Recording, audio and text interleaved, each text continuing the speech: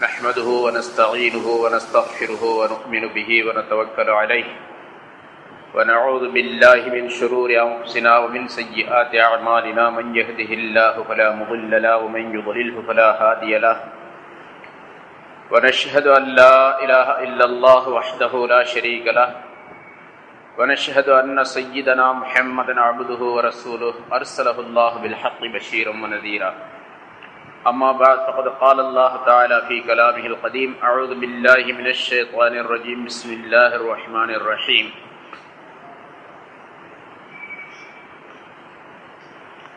وإذ قلنا للملائكة اسجدوا لآدم فسجدوا إلا إبليس أبى واستكبر وكان من الكافرين صدق الله العظيم.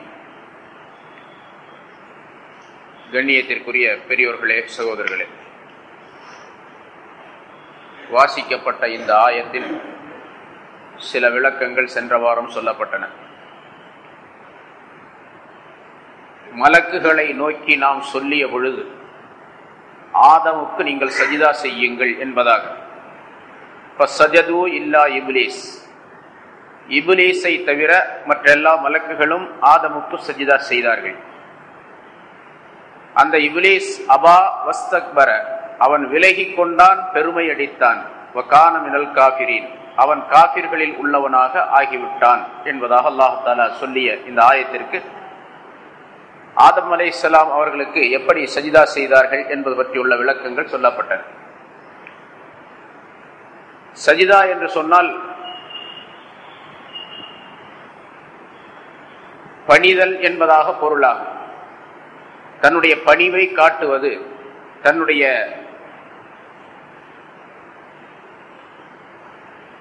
மரியாதையை தெரிவித்துக் கொள்வது என்ற பொருளிலே அகராதியின் அர்த்தம் செய்யப்பட்டிருக்கின்றது.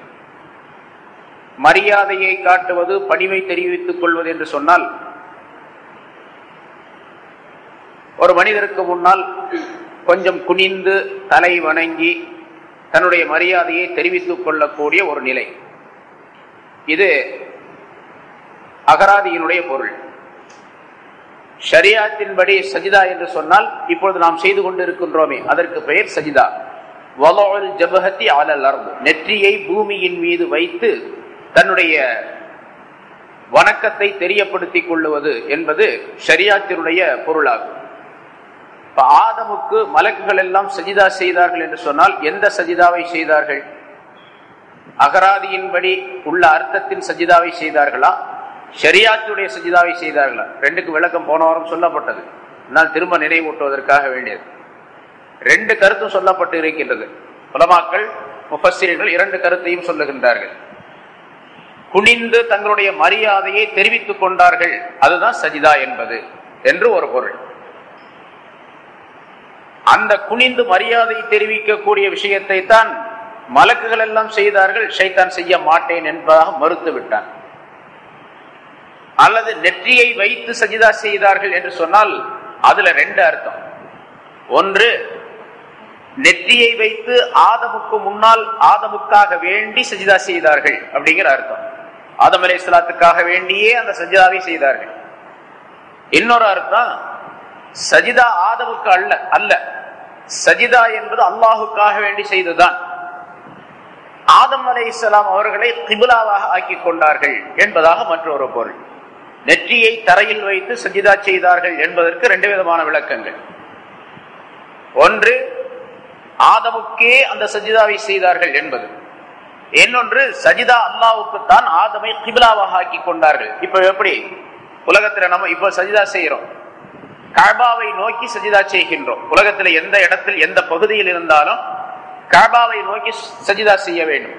இப்ப சஜிதா கஅபாவுக்கு அல்ல, கஅபாவை கிப்லாவாக ஆக்கி வைத்து முன்னோக்கி நின்று அல்லாஹ்வுக்காக வேண்டி நாம் சஜிதா செய்கின்றோம்.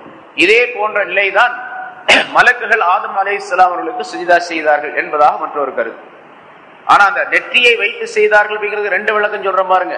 அதுல இரண்டாவது சொல்லப்பட்ட ஆதமை கிப்லாவாக ஆக்கி கொண்டார்கள், அல்லாஹ் சஜிதாவை அல்லாஹ்வுக்குத்தான் செய்தார்கள் என்ற கருத்து இருக்கின்றதே, அது அவ்வளவு பொருத்தமானதாக இல்லை என்பதாகவும் குறிப்பிடுகின்றார்கள்.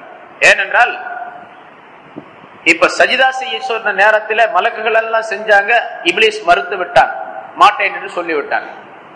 இப்லீஸ் மறுத்ததற்கு காரணம் என்ன? உனக்கு வேணா எத்தனை சஜிதா வேணாலும் நான் செய்யறேன். ஏன்னா அதுக்கு முன்னால சஜிதா செய்து கொண்டிருந்தவன் தான். ஏராளமான காலம், சுமார் 70,000 ஆண்டுகள் அவன் வணங்கி கொண்டிருந்தான் என்றெல்லாம் சொல்லப்பட்டு இருக்கின்றது. அல்லாஹ்வுக்கு பல ஆயிரக்கணக்கான சஜிதாக்களை செய்தவன் அவன். பிறகு அல்லாஹ்வுக்கு சஜிதா ஆதமை கிபிலாவாக ஆக்கி கொள்ளுது அப்படின்னு சொன்னா அந்த ஷைத்தான் மறுத்திருக்க மாட்டான். ஆதமை கிபிலாவாக ஆக்கி வைத்து நீங்கள் எல்லாம் எனக்கு சஜிதா செய்யுங்கள் அப்படிங்கிற கருத்து அல்லாஹ் தஆலா சொல்லியிருந்தான்னா ஷைத்தான் மறுத்திருக்க மாட்டான், ஷைத்தான் செஞ்சிருப்பான். அங்க அல்லாஹ் தஆலா சொன்னதனுடைய நோக்கமே என்னன்னு கேட்டா, நீங்கள் எல்லாம் சஜிதா செய்யுங்களா, ஆதமுக்குத்தான் சஜிதா செய்யுங்கள் அப்படிங்கிற அர்த்தம். அதனாலதான் இப்லீஸ் மறுத்தான். நான் பெரிய ஆளு, ஒரு சின்ன ஆளு, இவருக்கு போய் நான் எப்படி சஜிதா செய்யறது?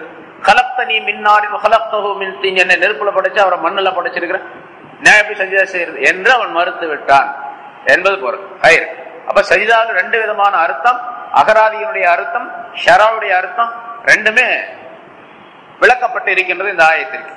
ஏன்னா அந்த ஒரு சஜிதாவை, ஒரே ஒரு சஜிதா தான், அது கூட 2 சஜிதா இல்லை. நம்ம ஒவ்வொரு தொழுகையிலும் ஒவ்வொரு ரக்காயத்தில் 2 சஜிதா செய்யறோம். இந்த 2 சஜிதா ஏற்படுத்துறதுக்கு அந்த இப்லீஸ் தான் காரணம் என்றும் சொல்லப்பட்டு இருக்கின்றது. அவன் அன்னைக்கு ஒரு சஜிதா செய்ய மாட்டேன்ட்டான். ஆதமுடைய மக்களை பார்த்து நீங்கள்லாம் 2 சஜிதா செய்யுங்க அப்படின்னு அல்லாஹ் தஆலா உத்தரவு போட்டான். மற்ற எல்லா செயல்களையும் பாருங்க, ஒன்னொன்னு தான் செய்யறோம். ருக்கு ஒண்ணுதான், கியாம் நிலை நிற்கிறது ஒண்ணுதான், இருப்பு இருக்கிறது ஒரு தடவை தான். ஆனா சஜிதா மட்டும் 2 செய்ய சொல்லி அல்லாஹ் தஆலா கட்டளை இட்டிருக்கு. அல்லாஹ்வுடைய கட்டளை தான் ரசூலுல்லாஹி ஸல்லல்லாஹு அலைஹி வஸல்லம் சொல்லி காட்டினாங்க. அப்ப 2 சஜிதா ஏன் வந்துச்சு அப்படிங்கிறதுக்கு இப்படி ஒரு விளக்கம். இப்லீஸுக்கு எதிராக 2 சஜிதாவை செய்யுமாறு அல்லாஹ் தஆலா இன்சானுக்கு கட்டளையிட்டு இருக்கின்றான். இப்ப இன்சானுடைய வாழ்க்கையில இப்லீஸ் குறிக்கிடக்கூடிய நேரத்துல இவன் என்ன செய்யணும் அப்படின்னு கேட்டா, நீ ஒரு சஜிதா செய்ய மாட்டேன்னு சொல்லிட்டு இல்ல, நான் 2 சஜிதா செய்யறேன் ஒவ்வொரு தடவையும் என்று சொல்லி இப்லீஸ்க்கு சவால் விடக்கூடிய நிலையில இன்சான் சஜிதாக்களை செய்து கொண்டே இருக்க வேண்டும் என்பதையும் ஸல்லல்லாஹு அலைஹி வஸல்லம் அவர்கள் விளக்குகின்றார். அல்லாஹ் தஆலா இந்த ஆயத்தின் மூலமா விளக்குகின்றார். அதனாலதான் அல்லாஹ்வுக்கு யார் நெருக்கமாக வேண்டும் என்று விரும்புகின்றார்களோ அவர்கள் அதிகமாக சஜிதா செய்யணும்.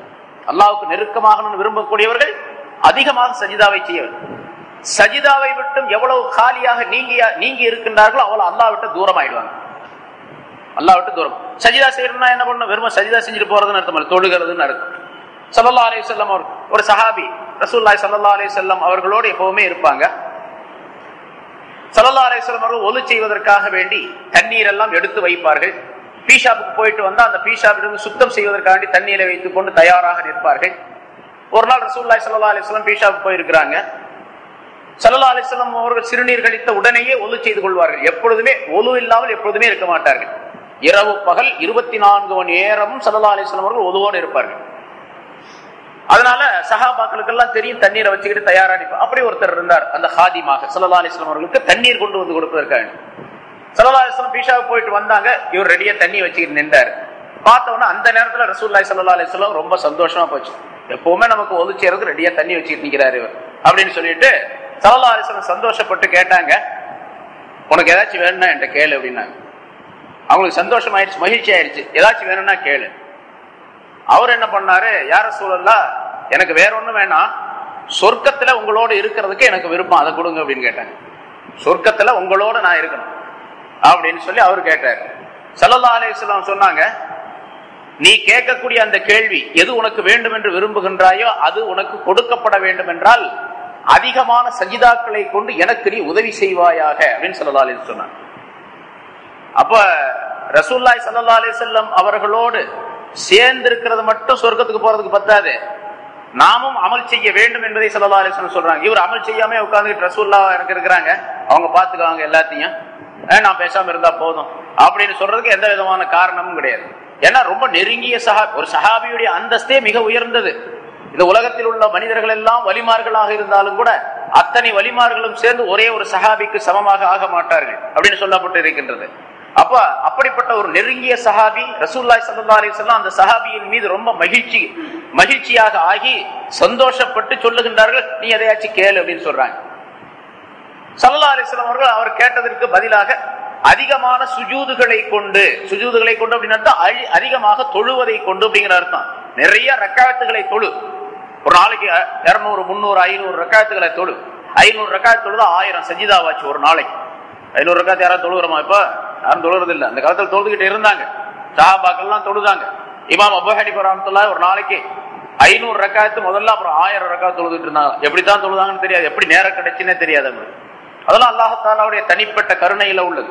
ஹஜ்ரத் ஹுசைன் ரலியல்லாஹு தஆலா ஒவ்வொரு நாளும் 500 ரக்காத் தொழுவார். 500 ரக்காத்துல இந்த நம்ம தொழுகிறோமே இது 5 நேரம் அதல்ல, அதெல்லாம் அல்லாம இஷ்ராக்கு, அந்த தஹஜ்ஜுத் அப்படிங்கிற தொழுகை எல்லாம், அவ்வாபின் இதெல்லாம் அல்லாம உபரியாக அதிகபட்சமாக ஒரு 500 ரக்காத் நஃபில் தொழுகைகளை தொழுதுகிட்டு இருந்தார்.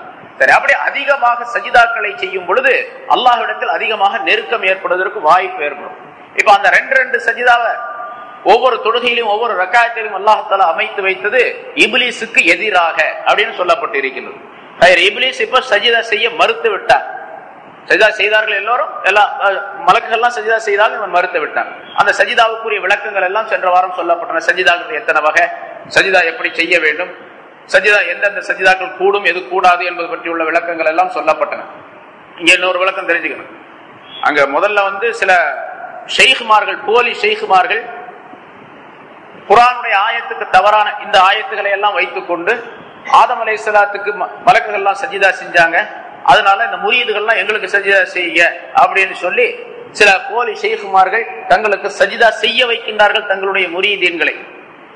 ஷெய்குமார்களுக்கு சஜிதா செய்யலாம் என்று சொல்லப்படும் பொழுது கபர்களுக்கும் சஜிதா செய்யலாம் அப்படின்னு சொல்லிட்டு கபர்களுக்கு எல்லாம் போய் சஜிதா செய்யக்கூடிய அதுக்குள்ள விளக்கங்கள்லாம் போன வாரம் சொல்லப்பட்டது. இங்கே ரசூலுல்லாஹி ஸல்லல்லாஹு அலைஹி வஸல்லம் அவர்கள் சொல்லுகின்றார்கள், அந்த சஹாபிக்கு என்ன சொன்னாங்க, நீ சொர்க்கத்துல என்னோடு இருக்கணும் அப்படின்னு சொன்னா நீ அதிகமான சஜிதாக்களை கொண்டு எனக்கு உதவி செய்வாயாக. நானும் அல்லாஹ்ட்ட துஆ கேட்கிறேன், யா அல்லாஹ் இந்த மனிதரை என்னோட சொர்க்கத்துல என்னோடு இருக்கக்கூடிய வாய்ப்பை பாக்கியத்தை அவருக்கு கொடு அப்படின்னு நான் கேட்பேன். ஆனா கேட்கறதுக்கு நீ துணை செய்ய வேண்டும். அந்த துணை என்ன தெரியுமா, சஜிதா செய்யணும், அதான் அதிகமாக தொழ வேண்டும் என்று ஸல்லல்லாஹு அலைஹி வஸல்லம். ரசூலுல்லாஹி ஸல்லல்லாஹு அலைஹி வஸல்லம் அவர்களோடு சேர்ந்து இருக்கக்கூடிய ஒரு சஹாபிக்கு தொழுதாதான் அவர் சொர்க்கத்துக்கு போக முடியும், நபியுடன் இருக்க முடியும் அப்படின்னு சொன்னா இந்த ஷெய்குமார்கள் அப்புறம் ஏமாத்துறோம்.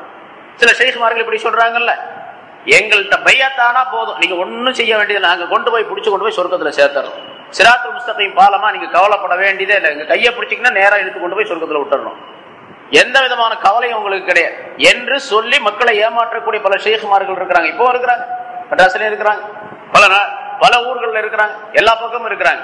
ஷேகிட்ட பையத்து வாங்கிட்டா போதும், அப்புறம் ஒண்ணுமே தேவையில்லை அப்படின்னு. அதனால ஸல்லல்லாஹு அலைஹி வஸல்லம் அவர்களே அந்த சஹாபிக்கு அப்படி சொல்லி இருக்கக்கூடிய நேரத்தில் வேறு எந்த மனிதருக்கும் அந்த உரிமை கிடையாது. எந்த அமலும் செய்யாமல் சொர்க்கத்திற்கு கொண்டு போவேன், உங்களை அழைத்து செல்வேன் என்று எவராது சொல்லுவாரே ஆனால் அந்த மனிதர்கள் எல்லாம் திருடர்கள் என்பதாக அப்பா பீர் முகமது வலியுல்லா அவர்கள் சொல்லுகின்றார். தக்கலை பீர் முகமது வலியுல்லா அவர்களாம் கள்ளர்கள் என்பதாக சொல்லுகின்றார். கள்ள பசங்க அந்த ஆளுகள் நம்பாதீங்க என்பதாக குறிப்பிடுகின்றார். இங்கே சஜிதா இப்லீஸ் செய்யவில்லை, மறுத்து விட்டான் என்பதாக குறிப்பிடுகின்றார். ஆனா அல்லாஹ் தஆலா அந்த இப்லீஸ் அவன் ஷைத்தானுக்கு பல அனுமதிகளை வழங்கினான்.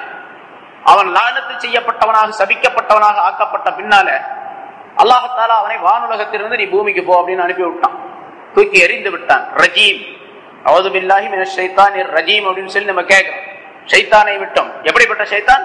தூக்கி எறியப்பட்ட அல்லது விரட்டப்பட்ட ஷைத்தானை விட்டோம். வானுலகத்திலிருந்து அவன் விரட்டப்பட்டு விட்டான், தூக்கி எறியப்பட்டு விட்டான். இப்ப அந்த ஷைத்தானுக்கு அல்லாஹ் தஆலா இடத்துல கேட்டான், யா அல்லாஹ் என்னை நீ சபித்து விட்டாய், உன்னுடைய சாபம் என் மீது ஏற்பட்டு விட்டது, அதனால இந்த ஆதமை படைத்ததின் காரணமாக எனக்கு உரிய அந்த நிலைகள் எல்லாம் போக்கப்பட்டு எனக்குரிய அந்தஸ்தெல்லாம் நான் இழந்து நான் உன்னுடைய கோபத்திற்கும் உன்னுடைய சாபத்திற்கும் ஆளானவனாக ஆகிவிட்டேன். ஆகவே என்ன நீ சபிச்சிட்ட, ஆனா இந்த ஆளை நான் விடமாட்டேன், இந்த ஆதமே அவருடைய மக்களையே நான் விடமாட்டேன், கண்டிப்பாக இவர்களை நான் வழிகெடுத்தே தீருவேன் அப்படின்னு அல்லாஹ் தஆலா இடத்துல சபதம் செய்தான். வல உதில்லன்னஹும், இவர்களை நிச்சயமாக நான் வழிகெடுப்பேன். லா அக்உதன்ன சிராத்தகல் முஸ்தகீம், அல்லாஹ் தஆலா இடத்துல இதெல்லாம் சொல்றான். குர்ஆன்ல பல இடங்கள் அல்லாஹ் தஆலா சொல்லி காட்டுகின்றார். யா அல்லாஹ் உன்னுடைய நேரான வழியில இவங்க போகாதவாறு அந்த வழியில குறுக்க நான் போய் உட்கார்ந்துக்குவேன். லா அக்உதன்ன, நிச்சயமாக நான் உட்காருவேன், சிராத்தகல் முஸ்தகீம், உன்னுடைய நேரான வழியில போய் இவர்களை தடை செய்து நான் உட்கார்ந்துக்குவேன் அப்படி என்று ஷைத்தான் அல்லாஹ் தஆலா இடத்துல சொல்லி, ஃபஅன்லிர்னி இலா யௌமி யுபஅஸூன், இந்த மக்கள் எல்லாம் எழுப்பப்படும் காலம் வரைக்கும் எனக்கு நீ தாமதம் கொடுப்பாயாக, அவகாசம் கொடுப்பாயாக என்று அல்லாஹ் தஆலா இடத்தில் கேட்டுக்கொண்டான். அல்லாஹ் தஆலா அவகாசம் கொடுத்தான். கியாமத் நாள் வர்ற வரைக்கும் உனக்கு அவகாசம் உண்டு, நீ எப்படி வேண்டுமானாலும் வழிகெடுப்பதற்கு முயற்சி செய்து கொள். ஆதமுடைய இந்த மக்களை எப்படி வேண்டுமானாலும் உனக்கு என்னென்ன வழிகள் இருக்கு எல்லாம் செஞ்சுக்க. ஆனா அல்லாஹ் தஆலா சொன்னா இல்லா இபாதக்கல் முஹ்லிசீன், உன்னுடைய முஹ்லிஸான அடியார்களை தவிர மற்ற எல்லாவர்களையும் நான் வழிகெடுப்பேன் அப்படின்னு சொன்னான். அல்லாஹ் தஆலாவே சொன்னான், என்னுடைய சொந்த அடியார்கள் நல்லடியார்களுக்காக அவர்களை நீ வழிகெடுக்க முடியாது என்று அல்லாஹ் தஆலா சொன்னான். சரி, அப்படி சபதம் செய்து விட்டு வந்த இப்லீஸ் உலகத்திற்கு வந்த பின்னால பல்வேறு தடவைகளிலே அல்லாஹ் தஆலா அவனுக்கு சந்தர்ப்பம் வழங்கி இருக்கின்றான். அவனுக்கும் கூட சந்தர்ப்பத்தை வழங்கி அவன் நல்லவனாக திரும்ப மாற வேண்டும் என்பதற்காக வேண்டி பல்வேறு சமயங்களிலே அல்லாஹ் தஆலா ஒரு வாய்ப்பை அளித்திருக்கின்றான். அந்த வாய்ப்பை எல்லாம் அவன் பயன்படுத்திக் கொள்ளவே இல்லை. அவன் அந்த பெருமையிலேயே இருந்து விட்டான், ஆதமுக்கு சஜ்தா செய்ய முடியாது என்ற பெருமையிலே. அதற்கு நிறைய சம்பவங்கள் சொல்லப்பட்டு இருக்கின்றன. நபி நூஹ் அலைஹிஸ்ஸலாம் அவர்கள் அவருடைய வெள்ளப்பிரளயம் ஏற்பட்டது. ஜோடி ஜோடியாக சில உயிரினங்களை அவர்கள் செய்த அந்த கப்பலிலே ஏற்றிக்கொள்ளுமாறு அல்லாஹ் தஆலா கட்டளையிட்டான். எல்லாம் ஆண் பெண் என்ற ஜோடியாகவே ஏற்றிக்கொண்டார்கள். பிறகு நூஹ் அலைஹிஸ்ஸலாம் அவர்கள் அந்த கப்பலிலே ஏறிய பின்னாலே வெள்ள பிரளயம் ஏற்பட்டு அந்த கப்பல் மிதந்தது. இந்த கப்பலிலே எல்லா ஜோடிகளும் ஏற்றிக்கொள்ளப்பட்ட நேரத்திலே உள்ள போய் பார்த்தாங்க, அங்க ஒரு ஆள் புதுசா இருக்கிறார். 82 பேர் அவங்களை கொண்டு ஈமான் கொண்டவர்கள் மட்டும். 1000 வருஷம் 950 வருஷம் பிரச்சாரம் செஞ்சு அவர்களை கொண்டு ஈமான் கொண்டவர்கள் 82 பேர் தான். அந்த 82 பேரும் கப்பல்ல ஏறிட்டாங்க. மற்ற மிருகங்கள் பறவைகளை எல்லாம் ஜோடி ஜோடியாக ஏற்றிக்கொள்ளுமாறு அல்லாஹ் தஆலா கட்டளையிட்டான். எல்லாவற்றையும் ஏற்றிக்கொண்ட பின்னால எல்லா உலகம் முழுவதையும் அல்லாஹ் தஆலா அழிச்சிட்டான். உலகத்துல ஒரு உயிரினம் கூட கிடையாது, எல்லாத்தையும் அழிச்சிட்டான் அல்லாஹ் தஆலா. அந்த நேரத்தில் கப்பல்ல உள்ள போய் பாக்குறாங்க, ஒரு ஆள் இருக்கிறான் புதுசா, 82 பேர் அல்லாம. நீ யாரு அப்படின்னு கேட்டான். என்ன நூஹ் என்ன தெரியலையா அப்படின்னு கேட்டான். நீ யாருப்பா புதுசா இருக்குது, பெரிய ஷேக் மாதிரி இருக்கா, பெரிய தாடி எல்லாம் வச்சுக்கிட்டு. நான் தான் இப்லீஸ் அப்படின்னு சொன்னேன். அட உன்னை யார் ஏத்தனா, உன்னை கூப்பிடவே இல்லை, நீ எப்படி வந்த அப்படின்னு சொல்லி கேட்டேன். எப்படி வந்த அப்படின்னு சொல்லி கேட்டேன். அப்ப நீங்க தான் என்ன உள்ள அனுப்புனீங்க அப்படின்னு. நான் எப்படா அப்ப உன்னை அனுப்புனேன், அனுப்பவே இல்லை அப்படின்னு நூஹ் அலைஹிஸ்ஸலாம். நான் உன்னை அனுப்பவே இல்லையா, நான் உன்னை எப்போ அனுப்புனேன், நீ எனக்கு நீ வந்ததே எனக்கு தெரியாது, நான் உன்னை எப்போ வர சொன்னேன் அப்படின்னு சொல்லி கேட்டேன். நீங்க தான் சொன்னீங்க அப்படின்னு. நான் திருப்பி என்ன சொல்ற, நீ ஒரு கழுதை ஒண்ணு ஏறிச்சா இல்லையா, கழுதை கப்பல்ல ஏறக்கூடிய நேரத்துல கழுதையை ஏற சொல்லி சொன்னாங்க நூஹ் அலைஹிஸ்ஸலாம். கழுதை ஒண்ணு ஏறிச்சு, இன்னொரு கழுதை பின்னால் ஆண் கழுதை ஒண்ணு பெண் கழுதை ஒண்ணு. அந்த பெண் கழுதையோ ஆண் கழுதையோ ஒரு பெண் கழுதை ஏற மாட்டேன்னு சொல்லிச்சு. ஏற மாட்டேன்னு முரண்டு செஞ்சிச்சு. அது கொஞ்சம் எடக்கு பண்ணுச்சு. அந்த கழுதை எடக்கு பண்ண நேரத்துல நூஹ் அலைஹிஸ்ஸலாம் அவர்களுக்கு கொஞ்சம் கோபம் வந்து, அட சைத்தானே ஏறு அப்படின்னு சொன்னாங்க. நீ சைத்தானே ஏறுன்னு சொன்னீங்களா, அப்ப அது வாழை நான் தான் பிடிச்சிருந்தேன், நான் ஏறிட்டேன் அப்படின்னு. கழுத வாழை நான் தான் பிடிச்சிருந்தேன், அட சைத்தானே ஏறுன்னு சொன்னோம், நான் தான் ஏறிட்டேன், நீங்க தான் சொன்னீங்க ஏற சொல்லி வந்துட்டேன் அப்படின்னு. சரி, அது சைத்தான் சொன்னானா, நூஹ் நான் வந்ததுக்கு ஒரு காரணம் உண்டு, அல்லாஹ் தஆலா என்ன சபிச்சு இந்த துனியாவுக்கு அனுப்பிச்சிட்டான். உங்க பாட்டனார் ஆதம் அலைஹிஸ்ஸலாம் அவர்கள் கூட சேர்ந்து என்னை அனுப்பிட்டான். எனக்கு அப்ப இருந்து ரொம்ப கவலையா இருக்குது. நீங்க எல்லாம் சஜ்தா செஞ்சு அல்லாஹ் தஆலாட்ட ரொம்ப நெருக்கம் பெறீங்க. நான் ஒரே ஒரு சஜ்தா செய்ய மறுத்ததுனால இப்படி சாபத்திற்குள்ளாயிட்டேன். எனக்கு ஏதாவது விமோச்சனம் இருக்குதா, எனக்கு தௌபா கிடைக்குமா, அல்லாஹ் என்னுடைய குற்றத்தை ஒப்புக்கொள்ளுவானா, பாவத்தை மன்னிப்பானா அப்படின்னு கொஞ்சம் கேட்டு சொல்லுங்களேன் நீங்க முனாஜாத் செய்யும் போது அப்படின்னு சொல்லு. நல்லது அப்படின்னா நூஹ் அலைஹிஸ்ஸலாம் அவர்கள் அந்த கப்பல்ல போகக்கூடிய நேரத்தில் அல்லாஹ் தஆலா இடத்தில் பேசக்கூடிய ஒரு நேரம் ஏற்பட்டது. அந்த நேரத்துல யாரெல்லாம் இந்த மாதிரி இப்லீஸ் திருந்தி நல்ல மனுஷனாக ஆகணும்னு விரும்புறான், அதுக்கு ஏதாச்சும் வழி இருக்குது, அது ரேசான வழிதான் அப்படின்னு அல்லாஹ் தஆலா சொன்னாங்க. என்ன அப்படின்னு கேட்டான். ஆதம் அலைஹிஸ்ஸலாத்துக்கு சஜ்தா செய்ய மறுத்துட்டான். அந்த ஆதமுடைய கபர் இப்போ உலகத்துல இருக்குது, பூமியில இருக்குது. அந்த கபரை நான் காட்டுறேன், அடையாளம் காட்டுறேன், கபர் கிட்ட போய் ஒரு சஜ்தா செஞ்சிட சொல்ல அவனை மன்னிச்சிடறேன்னு சொல்லி நூஹ் அலைஹிஸ்ஸலாத்துக்கு ரொம்ப சந்தோஷமா போச்சு. சரி, சைத்தான் தெரிஞ்சிட்டா, இனிமேல் நமக்கு வேலையே இல்லை அப்படின்னு வந்து சொன்னாங்க. இந்த மாதிரி சைத்தானை பார்த்து இந்த மாதிரி அல்லாஹ் தஆலா சொன்னான், ஆமா நான் உயிரோடு இருக்கும்போதே சஜ்தா செய்ய மாட்டேன்ட்டேன், மௌத்தான பிறகு நான் சஜ்தா செய்வேன், அது கூட கபர் கிட்ட போய் அது முடியாது, வேற வேலை இருந்தா சொல்லுங்க அப்படின்னு நான் போயிட்டான். அதே மாதிரி மூசா அலைஹிஸ்ஸலாத்துடைய காலத்துல ஒரு நிகழ்ச்சி இதே மாதிரி. மூசா அலைஹிஸ்ஸலாம் அவர்கள் இப்லீஸை சந்திக்கின்றார்கள் ஒரு வழியில. அவங்க அல்லாஹ்கிட்ட பேச போறாங்க. தூர் சீனா என்ற மலையை நோக்கி போய் கொண்டு இருக்கின்றார்கள். மூசாவே நீங்க எங்க போறீங்க? அல்லாஹ்ட்ட பேச போறேன், மூசா தூர் சீனா மலைக்கு போறேன். சரி, எனக்கு ஒரு உபகாரம் நீங்க செய்யணும், சொல்லு என்ன செய்யணும்? நான் தௌபா செய்யலாம்னு நினைக்கிறேன், அதுக்கு ஏதாச்சும் வழி இருக்குதா அப்படின்னு சொல்லிட்டு அல்லாஹ்ட்ட கேட்டுவாங்க. என்ன செய்யணும்னு கேட்டு மூசா அலைஹிஸ்ஸலாத்துக்கு ரொம்ப சந்தோஷம். அங்க நூஹ் அலைஹிஸ்ஸலாத்துக்கு ஏற்பட்ட மாதிரி மூசா அலைஹிஸ்ஸலாம் அவர்கள் அல்லாஹ் தஆலா இடத்துல கேட்டாங்க. அப்ப அல்லாஹ் தஆலா சொன்னா, சரி, அந்த இப்லீஸ் அவன் ஷைத்தான் சொல்ற மாதிரி அவனுடைய தௌபாவை நான் ஏற்றுக்கொள்ளுகின்றேன், ஆதமுடைய கபருக்கு போய் ஒரு சஜ்தா செஞ்சு சொல்லுங்க அப்படின்னு திரும்பி வந்து சொன்னாங்க. அதே மாதிரி நூஹ் அலைஹிஸ்ஸலாத்துக்கு சொன்ன மாதிரியே சொன்னான். மூசாவை உயிரோட இருக்கும் போதே நான் சஜ்தா செய்ய மாட்டேன்ட்டேன். ஒரு மையத்தா போய் இறந்து விட்டு கபர்ல அடக்கணும்னா கபருக்கா போய் நான் சஜ்தா செய்வேன், அது முடியாது, வேற வேலை இருந்தா சொல்லுங்க அப்படின்னு சொல்லி சொன்னான். சொல்லிட்டு மூசா அலைஹிஸ்ஸலாம் அவர்களிடத்துல அந்த ஷைத்தான் சொன்னதாக குறிப்பிடப்படுகின்றது. மூசா அலைஹிஸ்ஸலாத்துக்கு சொன்னா, மூசாவே, 3 விதமான தீமைகள், 3 விதமான கெட்ட செயல்கள் ஏற்படக்கூடிய நேரத்துல என்ன கொஞ்சம் நினைச்சு பார்த்துங்க அப்படின்னு சொல்லி சொன்னாங்க. 3 நேரங்களில என்னை கொஞ்சம் நீங்கள் நினைவு கூர்ந்து பாருங்கள் அப்படின்னு. நீங்கள் கோபப்படக்கூடிய நேரத்துல கொஞ்சம் என்ன நினைச்சுங்க. ஏன்னா கோபம்ங்கிறது என்னால் உண்டாகக்கூடியதுதான், கோபம்ங்கிறது என்னிலிருந்து உண்டாகக்கூடியதுதான். ஸல்லல்லாஹு அலைஹி வஸல்லம் அவர்கள் சொல்லுகின்றார்கள், நான் சொல்லப்பட்டிருக்கேன்னு நினைக்கிறேன், கோபம் என்பது ஷைத்தானில் இருந்து உள்ளது. உங்களில் யாருக்காவது ஒருவருக்கு கோபம் ஏற்பட்டால் ஷைத்தான் நெருப்பினால் படைக்கப்பட்டவன். அதே போன்று கோபம் என்பது உடலில் ஏற்படக்கூடிய ஒரு விதமான நெருப்பின் காரணமாக, உஷ்ணத்தின் காரணமாக ஏற்படுவது.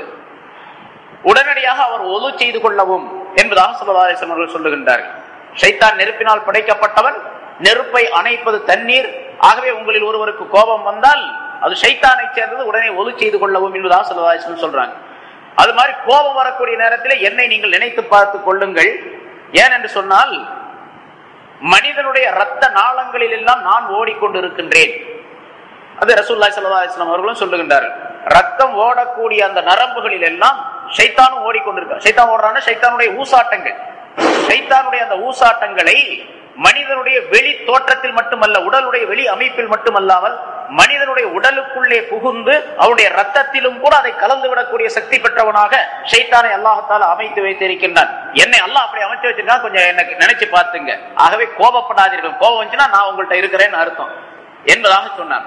பிறகு 2வது, போர்க்களத்திலே போரிடக்கூடிய நேரத்திலும் என்னை நீங்கள் நினைவு கொள்ளுங்கள் என்பதாக சொன்னார். ஏனென்றால் போர்க்களத்திலே போரிடுவதற்காக வேண்டி போகக்கூடிய நேரத்திலே அவனுக்கு அந்த கோழைத்தனத்தை, பயத்தை உண்டாக்கக்கூடியது நான் தான். போர்க்களத்திற்கு ஒருத்தர் போறார் அப்படின்னு சொன்னா அந்த நேரத்தில் ஷைத்தான் இவன் என்ன பண்ணுவான்னா, உன்னுடைய மக்களை நினைத்துப்பார், உன்னுடைய மனைவியை நினைத்துப்பார், நீ போயிட்டு போருக்கு போறிய, அங்க போய் வெட்டுப்பட்டு செத்து போனேன்னா உன் மனைவியை காப்பாற்றுவது யாரு, மக்களை காப்பாற்றுவது யார் என்று இந்த ஊசாட்டத்தை நான் போடுவேன். அந்த நேரத்தில் என்னை நீங்கள் நினைத்து பாருங்கள் என்பதாக சொன்னார். 3வதாக, ஒரு பெண் மஹரமான ஆண் இல்லாத ஒரு பெண் தனித்திருக்கக்கூடிய நேரத்தில் மஹரம் அல்லாத ஒரு மனிதன் அவளோடு இருப்பதை நீங்கள் பயந்து கொள்ளுங்கள். எந்த அந்நிய பெண்ணுடனும் எந்த ஆணும் இருக்கக்கூடாது. அப்படி இருந்தால் 3வதாக நான் அவர்களோடு இருப்பேன் என்பதாக சொன்னார். அவர்களோடு 3வது நான் இருக்கிறேன்.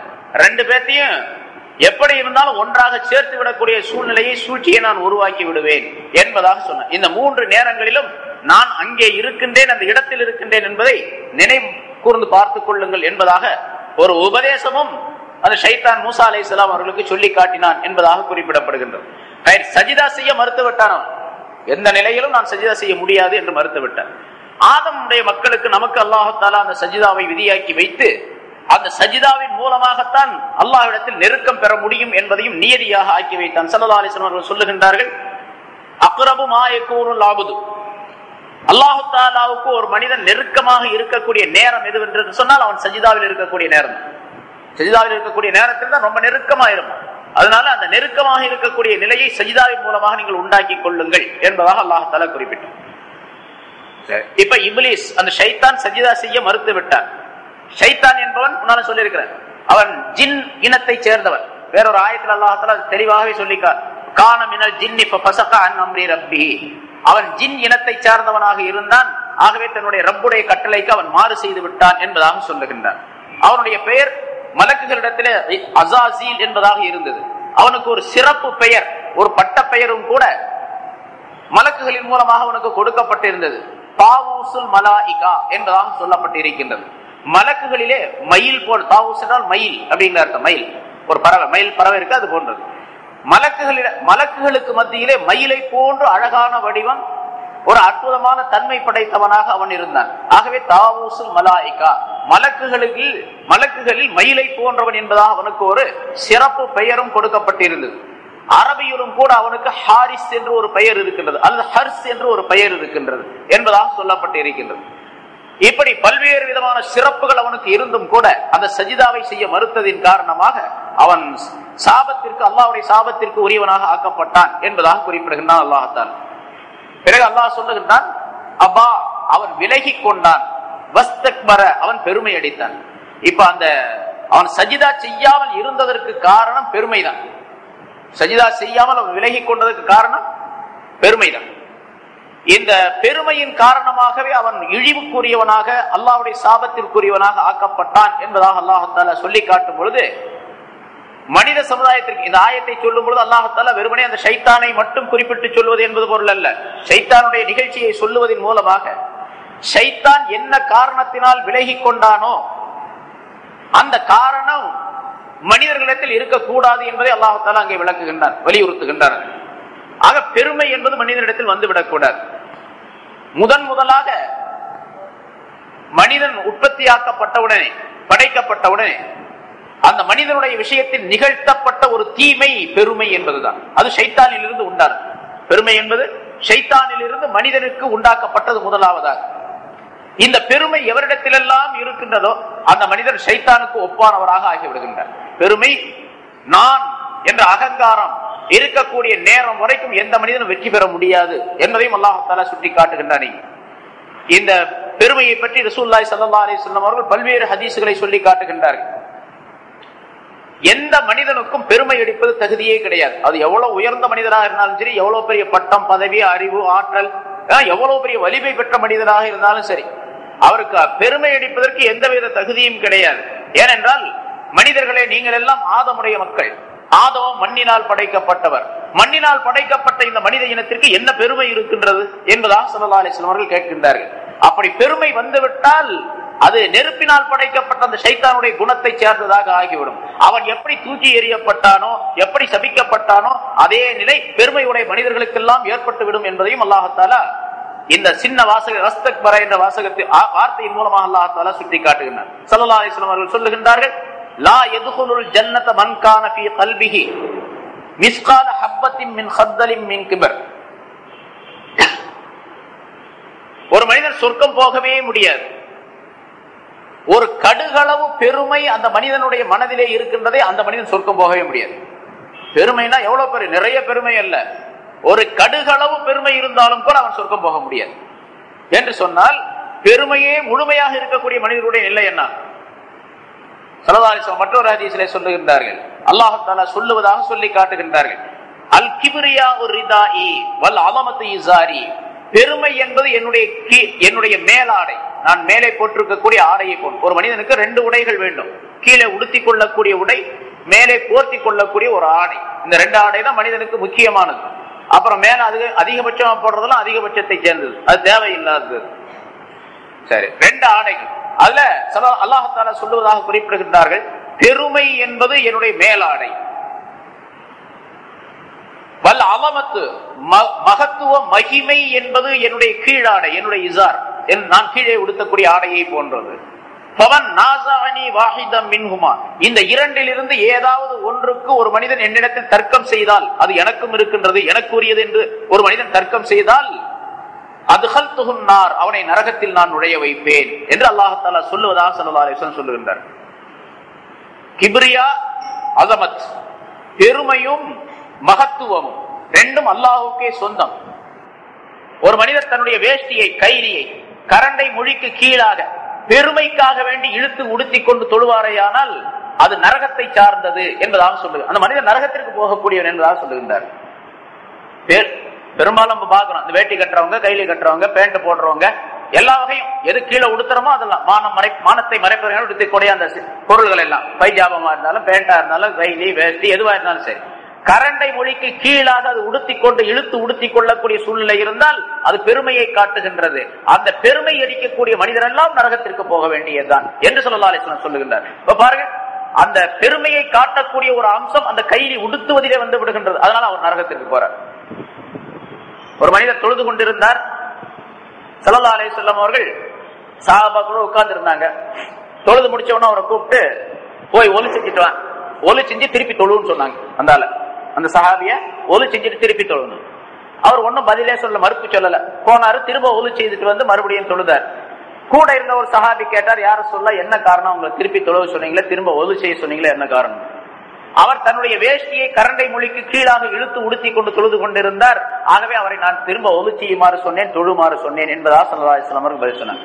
இப்ப அப்படி ஏதாச்சும் ஏற்படுமா நமக்கு? எவ்வளவு பேர் அந்த மாதிரி உடுத்திட்டு தொழுகிறாங்க, பேண்ட் கீழே இழுத்துக்கிட்டே இருக்குது, கையில வேட்டியெல்லாம் கீழே இழுத்து உடுத்திக்கிட்டே இருக்கிறாங்க, அப்படியே தொழுதுட்டு போயிடுறாங்க அந்த மாதிரி.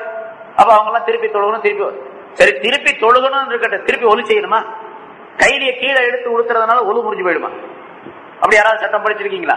அப்படி கிடையாது, மார்க்கத்துல அப்படி ஒலு முறியும் கிடையாது. பிறகு அந்த சஹாபிக்கு ஸல்லல்லாஹு அலைஹி வஸல்லம் ஏன் சொன்னாங்க?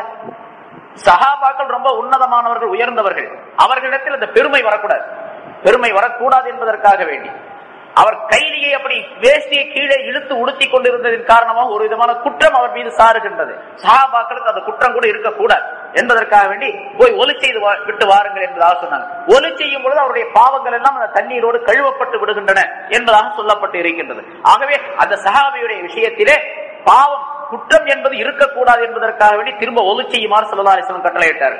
அந்த சட்டம் நமக்கு இப்படியே நமக்கும் இருந்திருந்தா என்ன ஆகும்? நமக்கு அதே மாதிரி சட்டம் புகாக்கள் சட்டத்துல எழுதி வச்சிருந்தாங்கன்னு வச்சுங்க, யார் யார் கையில எல்லாம் கீழே உளுத்துறாங்களோ அவங்க எல்லாம் திருப்பி ஒலு செஞ்சுட்டு தொழுகணும், ஒலு முறிஞ்சு போயிடும் அப்படின்னு. ரொம்ப பேருடைய ஒலு இருக்காது, ஒலு எல்லாமே தொழுதுட்டு போகக்கூடிய சூழ்நிலை ஏற்பட்டு போயிடும். இது அந்த பெருமையை காட்டக்கூடிய, பெருமையுடைய அந்த அம்சத்தை விட்டு விட வேண்டும் என்பதாக சொல்லுகிறார். அப்படி இல்ல நான் அப்படித்தான் செய்வேன் அப்படின்னு சொல்லி பெருமை அடித்தால் நரகத்துக்கு போக வேண்டியது. அது நரகத்துக்கு போறது லேசான, பாருங்க எவ்வளவு பெரிய பயங்கரமான ஒரு தண்டனை அது, நரகத்துக்கு போவது அப்படிங்கிறது. அத ஸல்லல்லாஹு அலைஹி வஸல்லம் அவர்கள் அந்த கையிலே கீழே இழுத்து உளுத்தக்கூடிய மனிதருக்கு சொல்லுகின்றார்கள், அது எவ்வளவு பெரிய குற்றமா இருக்கணும். அந்த பெருமை என்பது, அந்த பெருமையை காட்டக்கூடிய வேறு எந்த செயலும் செய்யணும். தொழுக வர்றோம், புகாக்கள் அதை அழகா எழுதி வச்சிருக்கிறாங்க. தொழுக வர்றோம், சில பேர் பார்க்கலாம், சில ஊர்கள்ல பார்க்கலாம், ஊருடைய அந்த பள்ளியாசலுடைய முத்தவல்லி இருப்பாரு, அவரு அந்த இமாமுக்கு நேரா ஒரு ஸ்டெப் நிப்பாரு, இமாமுக்கு நேரா நிப்பாரு, அல்லது ஒரு குறிப்பிட்ட இடத்துல அவர் நின்றுட்டு இருப்பாரு. அந்த முத்தவல்லி இருக்கிற இடத்துல வேற யாருமே நிக்க கூடாது. அந்த ஊர்ல இருக்கிறவங்க எல்லாம் பயந்துகிட்டு அது முத்தவல்லி இடம் நவுந்து இருந்துங்க அப்படின்னு சொல்லுவாங்க. நிறைய ஊர்கள்ல இருக்குது, நம்ம மெட்ராஸ்ல பார்க்க முடியாது அப்படி, ஏன்னா இங்க எல்லாம் அவங்க வேலையை பார்த்துட்டு போயிடுறாங்க. அதெல்லாம் முத்தவல்லி தனியா கிடையாது, இங்க ஸ்பெஷல் முத்தவல்லியில சில ஊர்கள்ல கிராமங்கள்ல நானே பார்த்திருக்கிறேன். அது அவருடைய இடம், அந்த இடத்துல வேற யாரும் நிக்க கூடாது. சரி, அப்படி யாராவது ஒருத்தர் புதுசா வந்து நின்றுட்டாருன்னு வச்சுங்க, உட்கார்ந்துட்டாரு அப்படின்னா அவர் வந்த உடனே இருக்கக்கூடிய மோதினார் வந்து முத்தவல்லி வர்றாரு எந்திரிச்சிங்க அப்படிம்பாரு, முத்தவல்லி வர்றாரு எந்திரிச்சிங்க அப்படின்னு. கொஞ்சம் முரட்டாளா இருந்தா அவர் கேட்டுருவாரு, எங்க முத்தவல்லிக்கு ஸ்பெஷலா இந்த இடம் சொந்தமானு கேட்பாரு. உடனே அங்க சண்டை வரும், பல விதமான பிரச்சனைகள் ஏற்படும். அந்த மாதிரி இதுவும் பெருமையை காட்டக்கூடிய, தனக்கென்று ஒரு இடத்தை ஏற்படுத்தி கொண்டு அந்த இடத்துல தான் நான் உட்காருவேன் அப்படின்னு சொல்றது. அதே மாதிரி தனக்கு ஒரு அந்தஸ்து வேண்டும் என்று விரும்புவது, இதுவெல்லாம் பெருமையை காட்டக்கூடிய எந்தெந்த செயல்கள் இருக்கிறோ அதையெல்லாம் விட்டுவிட வேண்டும் என்று ஸல்லல்லாஹு அலைஹி வஸல்லம் அவர்கள் சொல்லி காட்டுகிறார். பல்வேறு விஷயங்கள்ல சொல்றாங்க, பல்வேறு நிலைகள்ல சொல்லி காட்டுகின்றார். ஒரு மனிதனுக்கு தனி அந்தஸ்து வேண்டும் என்று விரும்பி சமுதாய மக்களை எல்லாம் தனக்கு கீழே இருக்கக்கூடிய மனிதர்களாக நினைத்தால் அந்த மனிதன் மிகப்பெரிய குற்றவாளி. இதெல்லாம் சைத்தானுடைய செயல்கள், சைத்தானுடைய பெருமை என்பதாக சுட்டி காட்டுகின்றார். அப்படி பெருமை அடிக்கக்கூடிய மனிதர்களை அல்லாஹ் தஆலா இந்த உலகத்தில் பெருமை அடித்திருந்தாங்க, நரகத்துக்கு போவான்னு சொல்றாங்க. அல்லாஹ் தஆலா நான் நரகத்தில் நுழைய வைப்பேன் என்று கட்டாயமாக உறுதியிட்டு அல்லாஹ் தஆலா சொல்லி காட்டுகின்றார். ஸல்லல்லாஹு அலைஹி வஸல்லம் மற்றொரு ஹதீஸில் சொல்லி காட்டுகின்றார்கள், பெருமை அடிக்கக்கூடிய அப்படிப்பட்ட மனிதர்கள் கியாமத் நாளிலே மனிதர்களுடைய வடிவத்திலே, எறும்பு வடிவத்திலே, மனிதர்களுடைய உருவத்திலே அவர்கள் எழுப்பப்படுவார்கள். அப்படிங்கிறது யுஹ்ஷருல் முதகப்பிரூன் கஅம்சாலி ஸுர்ரி யௌமல் கியாமா ஃபீ சூரத்திர் ரிஜால். மனிதர்களுடைய உருவம் இருக்கும், ஆனா எறும்பை போல சின்ன சின்னதா இருப்பாங்க, சின்ன சின்ன எறும்பை போல அவர்கள் எழுப்பப்படுவார்கள். யக்ஷாஹு ஸுல்லு மின் குல்லி மக்கான். கேவலம், இழிவு என்பதெல்லாம் அவர்களை எல்லா இடங்களில் இருந்தும் அவர்களை சூழ்ந்து கொள்ளும். இந்த உலகத்துல ரொம்ப பெருமையா இருந்தாங்க, நான் எல்லாத்தோட பெரிய மனிதன் அப்படின்னு சொல்லிட்டு இருந்தாங்க. ஆனா அங்க கியாமத்தினால் என்ன நிலை ஏற்படும்? கேவலம், எல்லா மனிதர்களை விட கேவலமான நிலை எல்லா இடங்களில் இருந்தும் அவர்களை சூழ்ந்து கொள்ளும். அப்படிப்பட்ட நிலை. அது மட்டுமல்ல, யுசாகூன இலா சிஜ்னின், நரகத்திலே ஒரு சிறைச்சாலை இருக்கின்றது, அந்த சிறைச்சாலையின் பக்கம் இழுத்து கொண்டு போகப்படுவார்கள். அந்த சிறைச்சாலைக்கு பெயர் யுசம்மா பௌலஸ். பௌலஸ் என்பதாக அந்த சிறைச்சாலைக்கு பெயர் சொல்லப்படும் என்றும் ஸல்லல்லாஹு அலைஹி வஸல்லம் சொல்றாங்க. நரகத்துல ஒரு சிறைச்சாலை இருக்குது, நரகமே சிறைச்சாலை தான். அப்புறம் நரகத்துக்குள்ள ஒரு சிறைச்சாலை இருக்கு, அதுக்குள்ள கொண்டு அந்த ஜெயில கொண்டு போய் போடுவாங்க. அந்த ஜெயிலுக்கு பேர் பௌலஸ் அப்படின்னு சொல்லப்படும். தஅலூஹும் நாருல் அன்யார், நரகத்துடைய நெருப்புகள் எல்லாம் ஒன்றன் மேல் ஒன்றாக வந்து அங்கே குவிக்கப்படும். அந்த பௌலஸ் என்ற சிறைச்சாலையில குவிக்கப்படும். அந்த நரக நெருப்பிலே போட்டு இவர்கள் வேதனை செய்யப்படுவார்கள். நரகவாசிகளுடைய உடலிலிருந்து வெளியாகி ஓடக்கூடிய சீழ் சலம் இருக்கின்றதே, அது அவர்களுக்கு குடிப்பாட்டப்படும், புகட்டப்படும் என்பதாக ஸல்லல்லாஹு அலைஹி வஸல்லம் அவர்கள் இந்த உலகத்திலே பெருமை அடித்து வாழக்கூடிய மனிதர்களுக்குரிய தண்டனையை பற்றி சொல்லி காட்டுகின்றார். இதெல்லாம் ஷைத்தானின் மூலமாக ஏற்படக்கூடிய செயல். ஆகவே அந்த ஷைத்தானுடைய செயலை பின்பற்றக்கூடிய மனிதர்களுக்கு தண்டனை கியாமத் நாளிலே உண்டு. கியாமத் நாள்ல மட்டுமல்ல, இங்கேயும் அந்த தண்டனை கிடைக்கும். பெருமை அடித்துக் கொண்டிருந்தார்கள் வச்சுங்க, அந்த மனிதர்களை யாரும் பெரிதாக மதிக்க மாட்டார்கள். இந்த உலகத்துல இழிவான நிலைதான் ஏற்படும். இவர் நினைச்சுக்கலாம், நான் பெரிய ஆளு, நான் யாரு தெரியுமா அப்படிம்பாரு. ஸல்லல்லாஹு அலைஹி வஸல்லம் சொல்றாங்க நிறைய, நான் யாரு தெரியுமா அப்படின்னு யாராவது ஒருத்தன் கேட்டானா, உனக்கு தெரியுங்க, எனக்கு ரொம்ப நஜீஸான ஒரு அசுத்தமான தண்ணீரிலிருந்து பிறந்தவன் நீ அப்படின்னு எனக்கு தெரியும் அப்படின்னு சொல்லணும். நீ ஒரு அசுத்தமான தண்ணீரிலிருந்து உருவாக்கப்பட்டவன் அப்படிங்கிறது எனக்கு தெரியும். உன்னுடைய தாயுடைய வயிற்றிலே நீ இருக்கும் பொழுது உன்னுடைய தாயினுடைய மர்மஸ்தானத்தின் வழியாக வெளியே வரக்கூடிய மாதவிடாய் இருக்கின்றது, அதை குடித்து வளர்ந்தவன் என்பது எனக்கு தெரியும் அப்படின்னு சொல்லுவோம். அப்படித்தான குழந்தையா இருக்கும்போது எதை சாப்பிடணும்? நம்ம தாயினுடைய வயிற்று அந்த தொப்புள் கொடி இருக்கின்றது, குழந்தைக்கு ஏற்படக்கூடிய தொப்புள் கொடி, அது தாயினுடைய உணவு குழாயோடு பொருத்தப்பட்டு இருக்கின்றது. இவள் சாப்பிடக்கூடிய அந்த உணவு ரத்தமாக மாறி அந்த ரத்தம் தான் அந்த குழந்தைக்கு உணவாக புகட்டப்படுகின்றது. மாதாந்திர தொடக்கு வரக்கூடிய ஏற்படக்கூடிய அந்த நேரத்திலும் கூட ஏற்படக்கூடிய ரத்தம் எல்லாம் அந்த குழந்தைக்கு உணவாக ஆக்கப்படுகின்றது என்பது மருத்துவர்கள் சொல்லக்கூடிய முறை. குழந்தைகளுடைய வளர்ப்பு முறை நாம் பார்க்கிறோம், கர்ப்பத்தில் உருவாகக்கூடிய நிலையை பார்க்கிறோம். அப்படிப்பட்ட அதனால ஸல்லல்லாஹு அலைஹி வஸல்லம் அவர்கள் சுருக்கமாக சொன்னார்கள், நீங்கள் எல்லாம் ஆதமுடைய மக்கள், ஆதமோ மண்ணினால் படைக்கப்பட்டவர், ஆகவே நீங்கள் யாரும் பெருமை அடிக்க கூடாது என்று ஸல்லல்லாஹு அலைஹி வஸல்லம் அவர்கள் சொல்லி காட்டுகின்றார். மண்ணினால் படைக்கப்பட்ட மனிதனுக்கு என்ன பெருமை வேண்டி இருக்கின்றது என்பதாகவும் கேட்கின்றார். ஆகவே ஷைத்தானுடைய செயல் பெருமை என்பது ஷைத்தானை சேர்ந்தது. அதை பெருமை அடிக்கக்கூடிய மனிதராக எந்த மனிதரும் மாறக்கூடாது என்பதையும் ஸல்லல்லாஹு அலைஹி வஸல்லம் அவர்கள் விளக்குகின்றார்கள். பெருமை அடிப்பதை பற்றி தன்னை மறந்துவிட்டு பெருமை அடிக்கக்கூடிய நிலை எந்த மனிதனிடத்தில் இருக்கக்கூடாது. ஒரு மனிதன் உயர்ந்த நிலைக்கு ஆளாக வேண்டும் என்று சொன்னால் பெருமையை எந்த அளவுக்கு விட்டு விடுகின்றாரோ, எந்த அளவுக்கு தன்னை தாழ்த்தி கொள்ளுகின்றாரோ அந்த அளவுக்கு உயர்வு கிடைக்கும். ஸல்லல்லாஹு அலைஹி வஸல்லம் சொல்லுகின்றார்கள் சுருக்கமாக, மன் ரஃபஅஹு மன் தகப்பர வலஅஹுல்லாஹ், எவர் பெருமை அடிக்கின்றாரோ அவரை அல்லாஹ் தஆலா கீழே தாழ்த்தி விடுவார். வமன் வலஅ, எவர் ஒருவர் தன்னை தாழ்த்தி கொள்ளுகின்றாரோ ரஃபஅஹுல்லாஹ், அல்லாஹ் அவரை உயர்த்த செய்வார் என்பதால். யார் பணிகின்றாரோ பணிய பணிய அதிகமான உயர்வு இவருக்கு ஏற்படும் அல்லாஹ்வின் புறத்தில் இருந்து. அது இந்த உலகத்திலும் பார்க்கலாம், ஆகிரத்திலும் அந்த உயர்வு கிடைக்கும். எவ்வளவு பணிவு அதிகமாக இருக்கிறது அவ்வளவு உயர்வு கிடைக்கும். இந்த உலகத்திலேயே ரொம்ப பணிவுள்ள ஒரே மனிதர் ரசூலுல்லாஹி ஸல்லல்லாஹு அலைஹி வஸல்லம் தான்.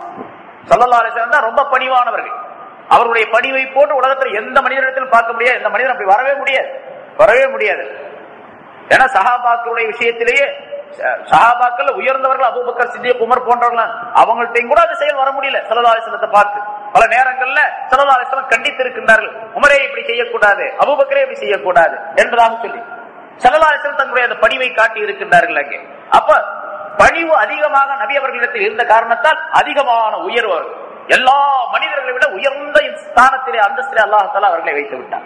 உலகத்திலும் உயர்வு, பிறகு ஆகிரத்திலும் உயர்வு. ஸல்லல்லாஹு அலைஹி வஸல்லம் சொல்லுகிறார்கள், கியாமத் நாளிலே எல்லாவற்றை விட உயர்ந்த ஒரு இடம் ஒன்று இருக்கின்றது. அந்த இடத்திற்கு ஒரே ஒரு மனிதர் தான் போவார். ஒரே ஒரு மனிதருக்குத்தான் அந்த இடம் உரியது, சொந்தமானது. அந்த ஒரு மனிதன் நானாக இருக்கலாம் என்று நம்புகிறேன் அப்படின்னு சொல்றாங்க.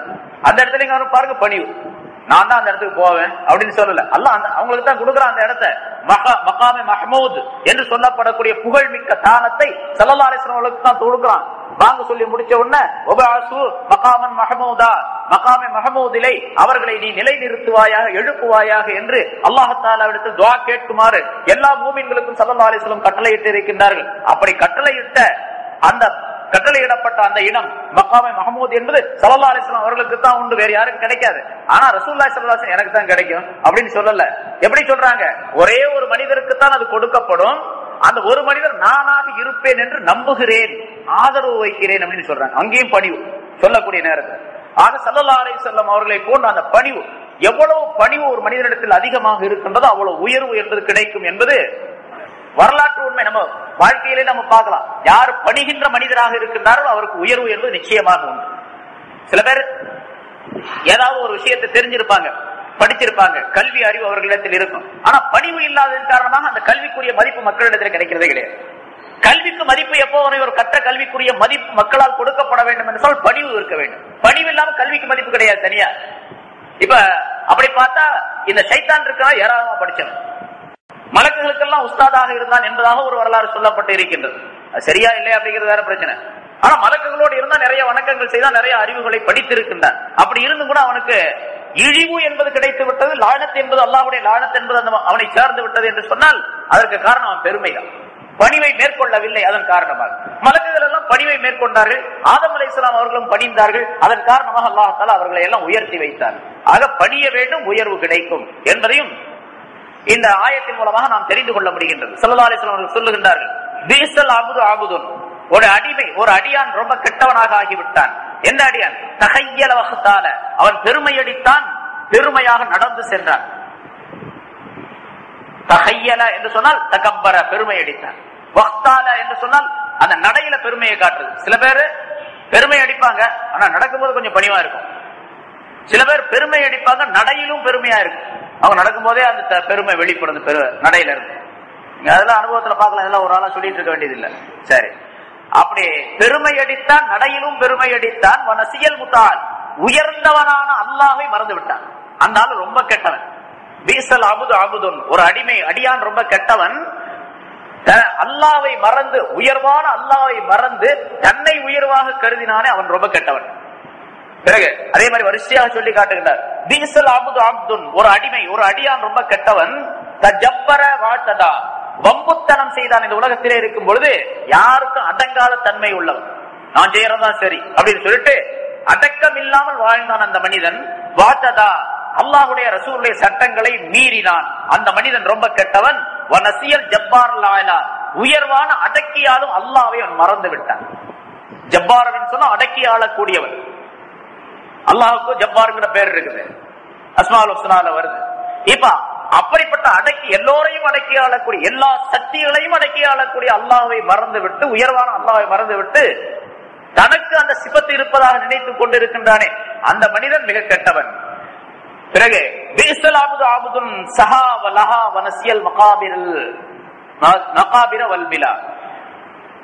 இந்த உலகத்திலே தன்னை மறந்து வாழ்ந்தான், வீணான விளையாட்டுகளிலே காலங்களை கழித்தான். அப்படிப்பட்ட ஒரு அடிமை, அடியான் மிக கெட்டவனாக ஆகிவிட்டான்.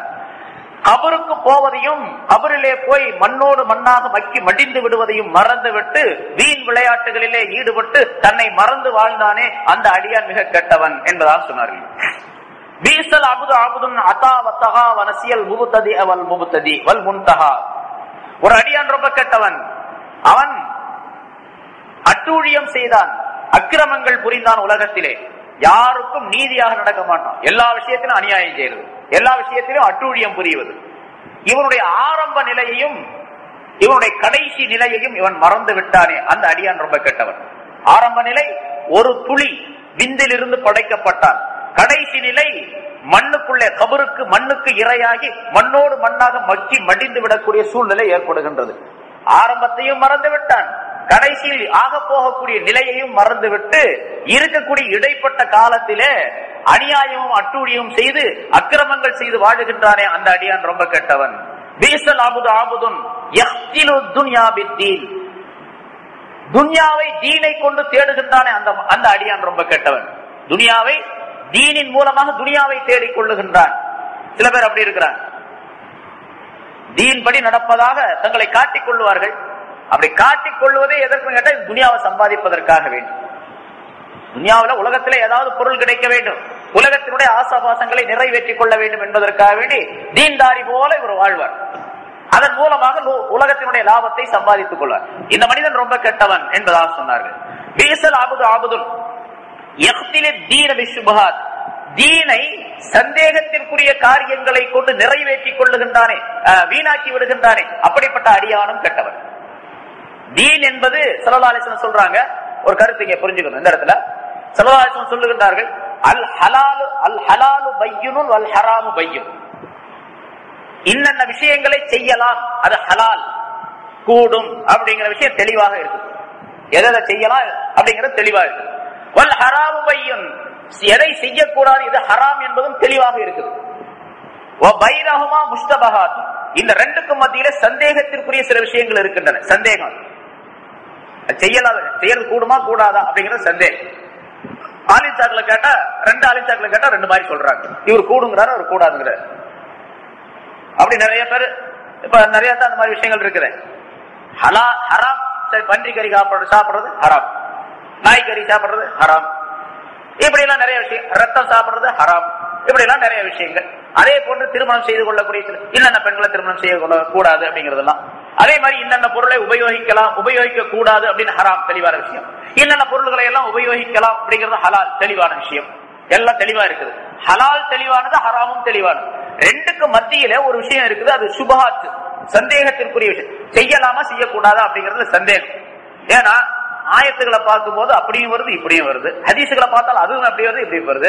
சரி ஆலிம்சாக்களை கேட்டா ஒருத்தர் கூடுன்னு சொல்றாரு, ஒருத்தர் கூடாதுன்னு சொல்றாரு. இப்ப என்ன பண்றது?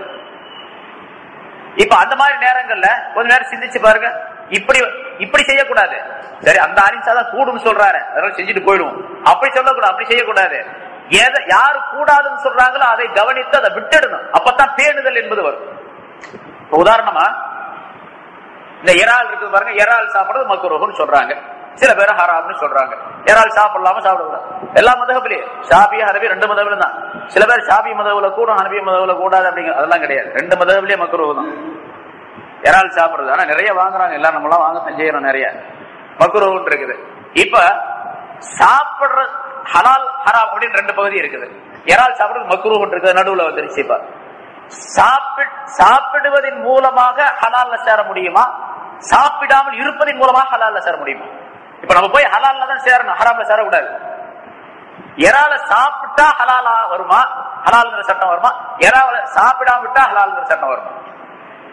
இறாலுக்கு ரெண்டு சட்டமே இருக்குது. ஒருத்தர் சாப்பிடலாம்னு சொல்றாரு, ஒருத்தர் சாப்பிடக்கூடாதுன்னு சொல்றாருன்னு வச்சுங்க. ஒரு ஆளுக்கு சாப்பிடலாங்கிற இன்னொரு சாப்பிடக்கூடாதுங்கிறாரு. எதை செய்தால் ஹலாலாக ஆவார் இவர், ஹலாலுக்கு உரியவராக ஆவார் அப்படின்னு கேட்டா சாப்பிடாமல் இருந்தால் தான் இவர் ஹலாலுக்கு போவார். அங்கதான் சந்தேகம் வந்துருச்சு. சந்தேகம் வந்து விட்டுற வேண்டியதுதான். சந்தேகம் வந்தா விட்டுட வேண்டியதான். விட்டுட்டா தான் ஹலால் வரும்.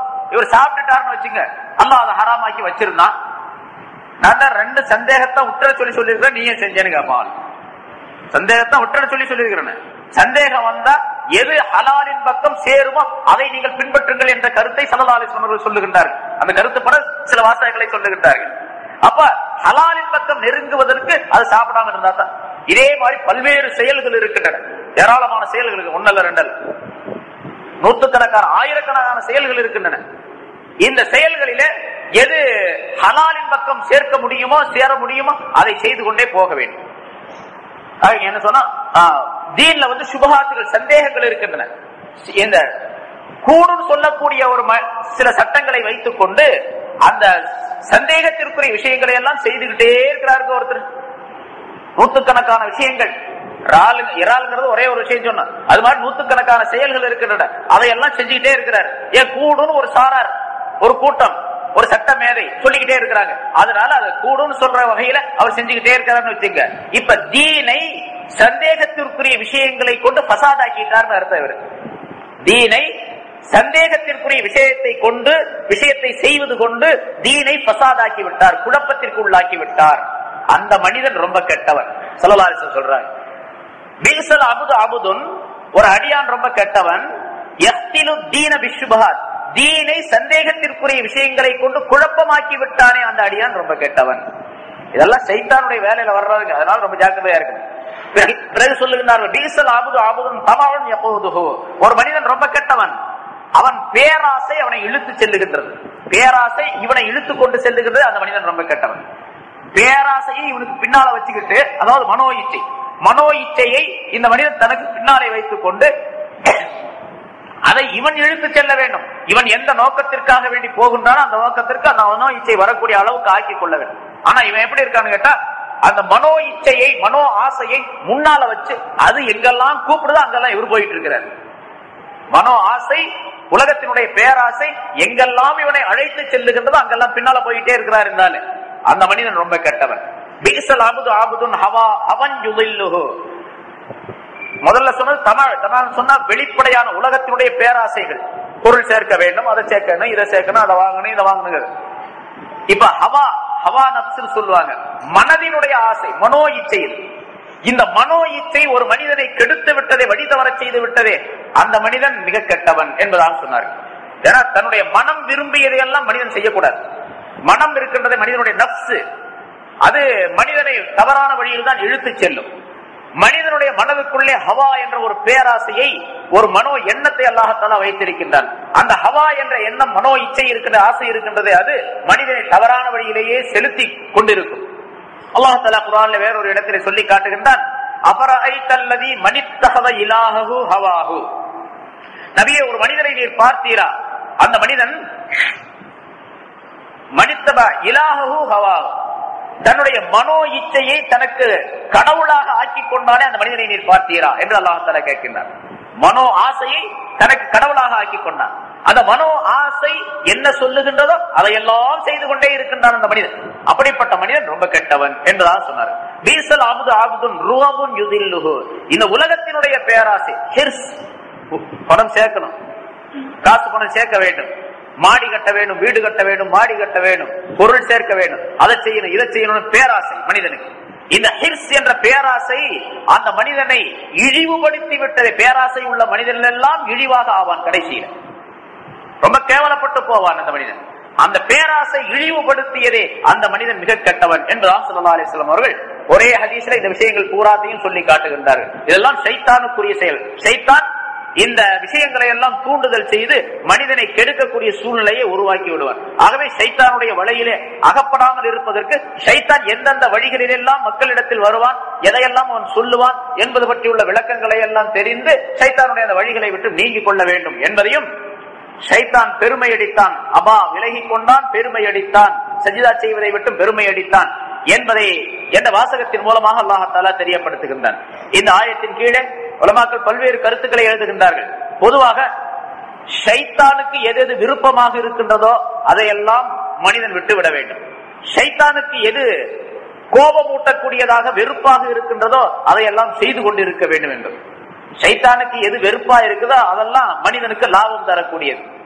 ஷைத்தானுக்கு தொழுக வெறுப்பானது, ஜகாத்து கொடுக்கிறது வெறுப்பானது, உண்மை பேசுவது அவனுக்கு வெறுப்பானது, நல்ல காரியங்களை செய்வது அவனுக்கு வெறுப்பானது, நீதியாக நடப்பது அவனுக்கு வெறுப்பானது, அல்லாஹ்வை பயப்படுவது அவனுக்கு ரொம்ப வெறுப்பான். இப்படி எது எது அவனுக்கு வெறுப்பாக இருக்கின்றதோ அதுவெல்லாம் மனிதனுக்கு லாபம் தரக்கூடியவை. எது அவனுக்கு ஆதரவாக இருக்கின்றதோ அதுவெல்லாம் மனிதனுக்கு நஷ்டத்தை தரக்கூடியவை, அவனுக்கு மகிழ்ச்சிகரமாக. அதனாலதான் ஸல்லல்லாஹு அலைஹி வஸல்லம் அவர்கள் ஒரு நாள் இப்லீஸை சந்திச்சாங்க ஒரு வழியில. சஹாபாக்கள் சில பேர் கூட இருந்தாங்க. உனக்கு ரொம்ப பிரியமான ஆள் யாருப்பா அப்படின்னு கேட்டாங்க ஸல்லல்லாஹு அலைஹி வஸல்லம். உனக்கு ரொம்ப பிரியமான ஆள் யாரு அப்படின்னு. அவன் சொன்னா 15 பேர் அப்படின்னா. 1 2 இல்ல 15 பேர் எனக்கு ரொம்ப பிரியமான ஆள் அப்படின்னா. அதை கொஞ்சம் சொல்லி காட்டேன் அப்படின்னு சொல்லி ஸல்லல்லாஹு அலைஹி வஸல்லம் கேட்டாங்களாம். முதல்ல நீங்க தான் அப்படின்னா. உனக்கு எதிரி யாருன்னு கேட்டாங்க. முதல்ல நீங்க தான் அப்படின்னா. நீங்க தான் முதல் எதிரி. இரண்டாவது இமாமுன் ஆதிலும், நீதியாக நடக்கக்கூடிய ஒரு தலைவன். அது நாட்டுக்கு தலைவனோ, வீட்டுக்கு தலைவனோ, பள்ளியாசலுக்கு தலைவர், எந்த தலைவராக இருந்தாலும் சரி, நீதியா நடக்கக்கூடிய ஒரு தலைவர், அவன் ஷைத்தானுக்கு இரண்டாவது எதிரி. மூன்றாவது கனியுன் முத்தவாலியன், ரொம்ப பணிவாக இருக்கக்கூடிய ஒரு பணக்காரர். பணம்லாம் இருக்குது, வசதி எல்லாம் இருக்குது, ஆனா ரொம்ப பணிவா இருக்கிறாரு. ஏன்னா பெருமை அடிச்சாதான் அவன் கூட்டத்தில் சேர்ந்துருவாரு அவர். அதனால பணிவாக இருக்கக்கூடிய ஒரு பணக்காரர், அவர் மூணாவது எதிரி.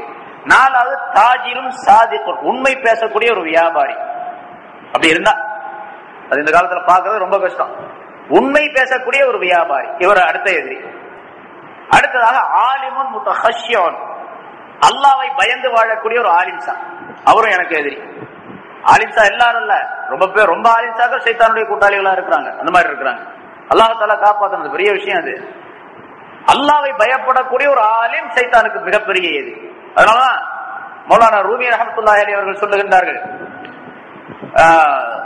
ஏராளமான ஷைഖ்மார்கள் அந்த ஆலிம்கள், அதாவது இல்மை படித்தவர்கள் தான் ஷைഖ்மார்களாக ஆக முடியும். நிறைய இல்மை படித்து பெரிய ஷைഖ் என்பதாக சொல்லிக் கொண்டிருக்கக்கூடிய பல மனிதர்கள் இருக்கிறாங்க.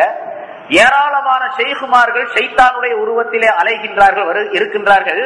ஆகவே எல்லா ஷைഖ் இடத்துல நீ கை கொடுத்து விடாதே, பையத் செய்திடாதே அப்படிங்கிறாங்க. நிறைய ஷைഖ்மார்கள் ஷைத்தானுடைய வடிவத்திலே இருக்கின்றார்கள். அவங்க தான் ஷைத்தான் அவங்களுக்குள்ள நிறைய இருக்கிறான். எல்லாரிடத்திலும் நீ கை கொடுத்து விடாதே என்று சொல்றான். அதனால அல்லாஹ்வை பயந்து வாழக்கூடிய உண்மையான ஒரு ஆலிம் ஆனாலும் எனக்கு எதிரி. அடுத்ததாக மூமினுன் நாசியகன், நல்லுபதேசம் செய்யக்கூடிய ஒரு மூமினான மனிதர் அல்லது நல்லுபதேசம் பெறக்கூடிய ஒரு மனிதர், நல்ல குர்ஆன் ஹதீசுகளுடைய அந்த கருத்துக்களை கேட்டு அதன்படி அமல் செய்ய வேண்டும் என்று நினைக்கக்கூடிய செயல்பட்டு கொண்டிருக்கக்கூடிய ஒரு மூமினான மனிதரும் எனக்கு ரொம்ப எதிரி.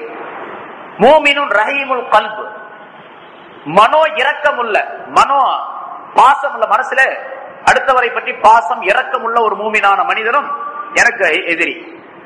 அடுத்த தாயிபுன் சாபித்துன் அலல் தௌபா, தௌபா செய்யக்கூடிய மனிதன், தன்னுடைய பாவத்திற்காக தௌபா செய்யக்கூடிய மனிதனும் எனக்கு எதிரி.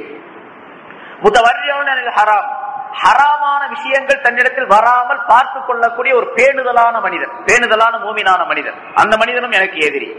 மூமின் யுதீமு அல தஹாரா, எப்பொழுதுமே சுத்தமாக இருக்க வேண்டும் என்று விரும்பி சுத்தமாகவே இருந்து கொண்டிருக்கக்கூடிய ஒரு மூமினான மனிதன், ஒழுவுடன் இருப்பார் அல்லது நஜீஸ் இல்லாமல் சுத்தமாகவே இருந்து கொண்டிருப்பார். இந்த மனிதரும் எனக்கு எதிரி. அது நிறைய விளக்கங்கள் இருக்குது. இங்க அந்த 15 பேரை சொல்றதுக்காக சொல்றோம். மூமினுன் கசீரு சதகா, அதிகமாக தான தர்மங்கள் செய்யக்கூடிய ஒரு மூமினான மனிதரும் எனக்கு எதிரி. மூமினுன் ஹுஸ்னுல் குலுகி, நல்ல குணம் உள்ள நல்ல பண்புகள் உள்ள ஒரு மூமினான மனிதரும் எனக்கு எதிரி. மூமினுன் ஹாமிலுல் குர்ஆனி, அதாவது குர்ஆனை பாடம் செய்து மனனம் செய்து கொண்டிருக்கக்கூடிய ஒரு மனிதர். அவர் அந்த குர்ஆனை முழுமையாக ஓதி அதன்படி அமல் செய்யக்கூடியவராக இருக்கின்றாரே, அப்படிப்பட்ட குர்ஆனை ஓதிய ஒரு மனிதரும் பாடம் செய்த ஒரு மனிதரும் எனக்கு எதிரி. காயிமும் பில்லைல், இரவு நேரத்திலே நின்று வணங்கக்கூடிய மனிதரும் எனக்கு எதிரியானவர். மனிதர்கள் எல்லாம் அவரை போற்றக்கூடிய ஒரு மூமினான மனிதரும் எனக்கு எதிரி என்று இந்த 15 நபர்களையும் சொல்லி காட்டினார். இந்த 15 பேர் எனக்கு எதிரிகள் அப்படின்னு சொல்லி ஸல்லல்லாஹு அலைஹி வஸல்லம் மறுபடியும் கேட்டாங்க அந்த ஷைத்தானிடத்துல, சரி உன்னுடைய கூட்டாளி யார் அப்படின்னு கேட்டாங்க. இவங்க எல்லாம் எதிரிகள், உனக்கு கூட்டாளி யார் அப்படின்னு கேட்டாங்க. அதுக்கு நேர் எதிரான விஷயங்களை அப்படியே சொல்றான். அதுல 10 விஷயத்தை சொன்னான். 10 பேர் எனக்கு என்னுடைய நண்பர்கள் அப்படின்னு சொன்னான். இமாமும் ஜாயிரும், அநியாயம் செய்யக்கூடிய ஒரு தலைவர். முதல்ல சொன்னபடி எந்த தலைவரா இருந்தாலும் சரி அநியாயமாக நடந்து கொள்ளுகின்றார், அக்கிரமங்கள் செய்கின்றார், அடுத்தவரின் மீது ஆதிக்கம் செலுத்தி தன்னுடைய அந்த தலைமைத்தனத்தை காப்பாற்றிக் கொள்வதற்காக பல்வேறு விதமான தீமைகளை செய்கின்றார். அப்படிப்பட்ட ஒரு தலைவர். இரண்டாவது வணியுல் முத்தகப்பீர், பெருமை அடிக்கக்கூடிய ஒரு பணக்காரர். முதல்ல அங்க சொன்னது எதிரியா இருக்கக்கூடியவர் யார் என்றால் பணிவா இருக்கக்கூடிய பணக்காரர். பெருமை அடிக்கக்கூடிய பணக்காரருக்கான அவர் சைத்தானுடைய கூட்டாளி. தாஜிருன் ஹாயினுன், மோசடி செய்யக்கூடிய அநியாயம் செய்யக்கூடிய ஒரு வியாபாரி. அவர் தன்னுடைய வியாபாரத்திலே மோசடி செய்கின்றார், கலப்படம் செய்கின்றார், அளவு நிறுவையிலே குறைவு செய்கின்றார், ஹராமான முறையிலே பொருள் ஈட்டுகின்றார். இந்த வியாபாரிகள் எல்லாம் ஷைத்தானுடைய கூட்டாளிகள். அடுத்த ஷாரிபுல் ஹம்ரு, கள் குடிக்கக்கூடிய மது அருந்தக்கூடிய மனிதன், அவனும் என்னுடைய கூட்டாளி. அல் கத்தாத்து, கோல் சொல்லக்கூடியவன் அல்லது அருவருக்கத்தக்க விபச்சாரம் போன்ற அருவருக்கத்தக்க செயலை செய்யக்கூடிய ஒரு மனிதன். அது சாஹிபுல் ஜினா, அடுத்து அது வருகின்றது. அதாவது விபச்சாரம் செய்யக்கூடிய மனிதன். முதல் சொல்லப்பட்டது அந்த விபச்சாரம் செய்வதற்காக வேண்டி துணையாக இருக்கக்கூடிய அந்த தொழிலை செய்து கொண்டிருக்கக்கூடிய ஒரு மனிதன். விபச்சாரம் செய்கின்றானே அந்த மனிதனும் என்னுடைய கூட்டாளி. அதே போன்று ஏழை எளியவருடைய எத்தீமான மனிதர்களுடைய பொருளை சாப்பிடக்கூடியவன், தொழுகையிலே அலட்சியமாக இருக்கக்கூடியவன், அதாவது தொழாத மனிதன் அல்லது தொழுகையிலே அலட்சியமாக இருக்கக்கூடிய மனிதன், ஜக்காத்து கொடுக்காமல் இருப்பவன், இந்த உலகத்திலே நீண்ட காலம் வாழ வேண்டும், அதிகமான பொருள் ஈட்ட வேண்டும் என்று பேராசை உள்ள மனிதன். இந்த 10 நபர்களும் என்னுடைய கூட்டாளிகள் என்பதாக ஷைத்தான் சொல்லி காட்டினான் என்பதாக குறிப்பிடுகின்றார்கள். அது ஒரு நீண்ட உரையாடல். ஷைத்தானை ஸல்லல்லாஹு அலைஹி வஸல்லம் சந்திச்சாங்க, இப்படி எல்லாம் கேட்டாங்க, அதுக்கு பின்னால பல கேள்விகளை கேட்கிறாங்க, அவன் பதில் சொல்றான் என்பதாக ஒரு நீண்ட சம்பவம் சொல்லப்பட்டு இருக்கின்றது. அதுல ஷைத்தானுடைய நண்பர்கள், ஷைத்தானுடைய கூட்டாளிகள், ஷைத்தானுடைய நண்பர்கள், ஷைத்தானுடைய பகைவர்கள் யார் என்பதை பற்றி உள்ள விளக்கம் இந்த வாசகத்தில் சொல்லப்பட்டு இருக்கிறது. இப்படி ஷைத்தான் எந்தெந்த வழிகளிலே வருவானோ அந்த வழிகளை எல்லாம் அடைத்து விட வேண்டும். அப்பொழுது ஆதம் அலைஹிஸ்ஸலாம் அவர்களுக்கு அல்லாஹ் தஆலா என்ன சிறப்புகளை வைத்திருந்தாலும் அந்த சிறப்புகளுக்குரியவர்களாக அவர்களுடைய சந்ததிகளாக மக்களாகிய நாமும் ஆகிவிட முடியும் என்பதையும் அல்லாஹ் தஆலா தெரிவிக்கின்றார். ஃபகீஹ் அபுல் லைஸ் ரஹ்மத்துல்லாஹி அலைஹி அவர்கள் சொல்லுகின்றார்கள், பல்வேறு விஷயங்களை சொல்லி காட்டிவிட்டு குறிப்பாக ஒரு சில விஷயங்களை நீங்கள் கடைபிடிப்பதன் மூலமாக, அதாவது நன்மைகளை செய்வது என்பது பெரிதான காரியம் அல்ல, தீமைகளை செய்யாமல் இருப்பதுதான் ரொம்ப பெரிய காரியம். நன்மைகளை செய்யறது செஞ்சிடலாம், கொஞ்சம் முயற்சி செஞ்சா. ஆனா அந்த தீமைகளை செய்யாமல் தன்னை தடுத்துக் கொள்வதற்கு பாருங்க, அதுதான் ரொம்ப கஷ்டமான வேலை. தீமைகளை செய்யாமல் தடுத்துக் கொண்டால் சைத்தானை விட்டு தப்பிச்சுக்கலாம். தீமைகளை செய்யாமல் தன்னை தடுத்துக் கொள்ளணும், அது ரொம்ப பிரயாசைப்பட்டு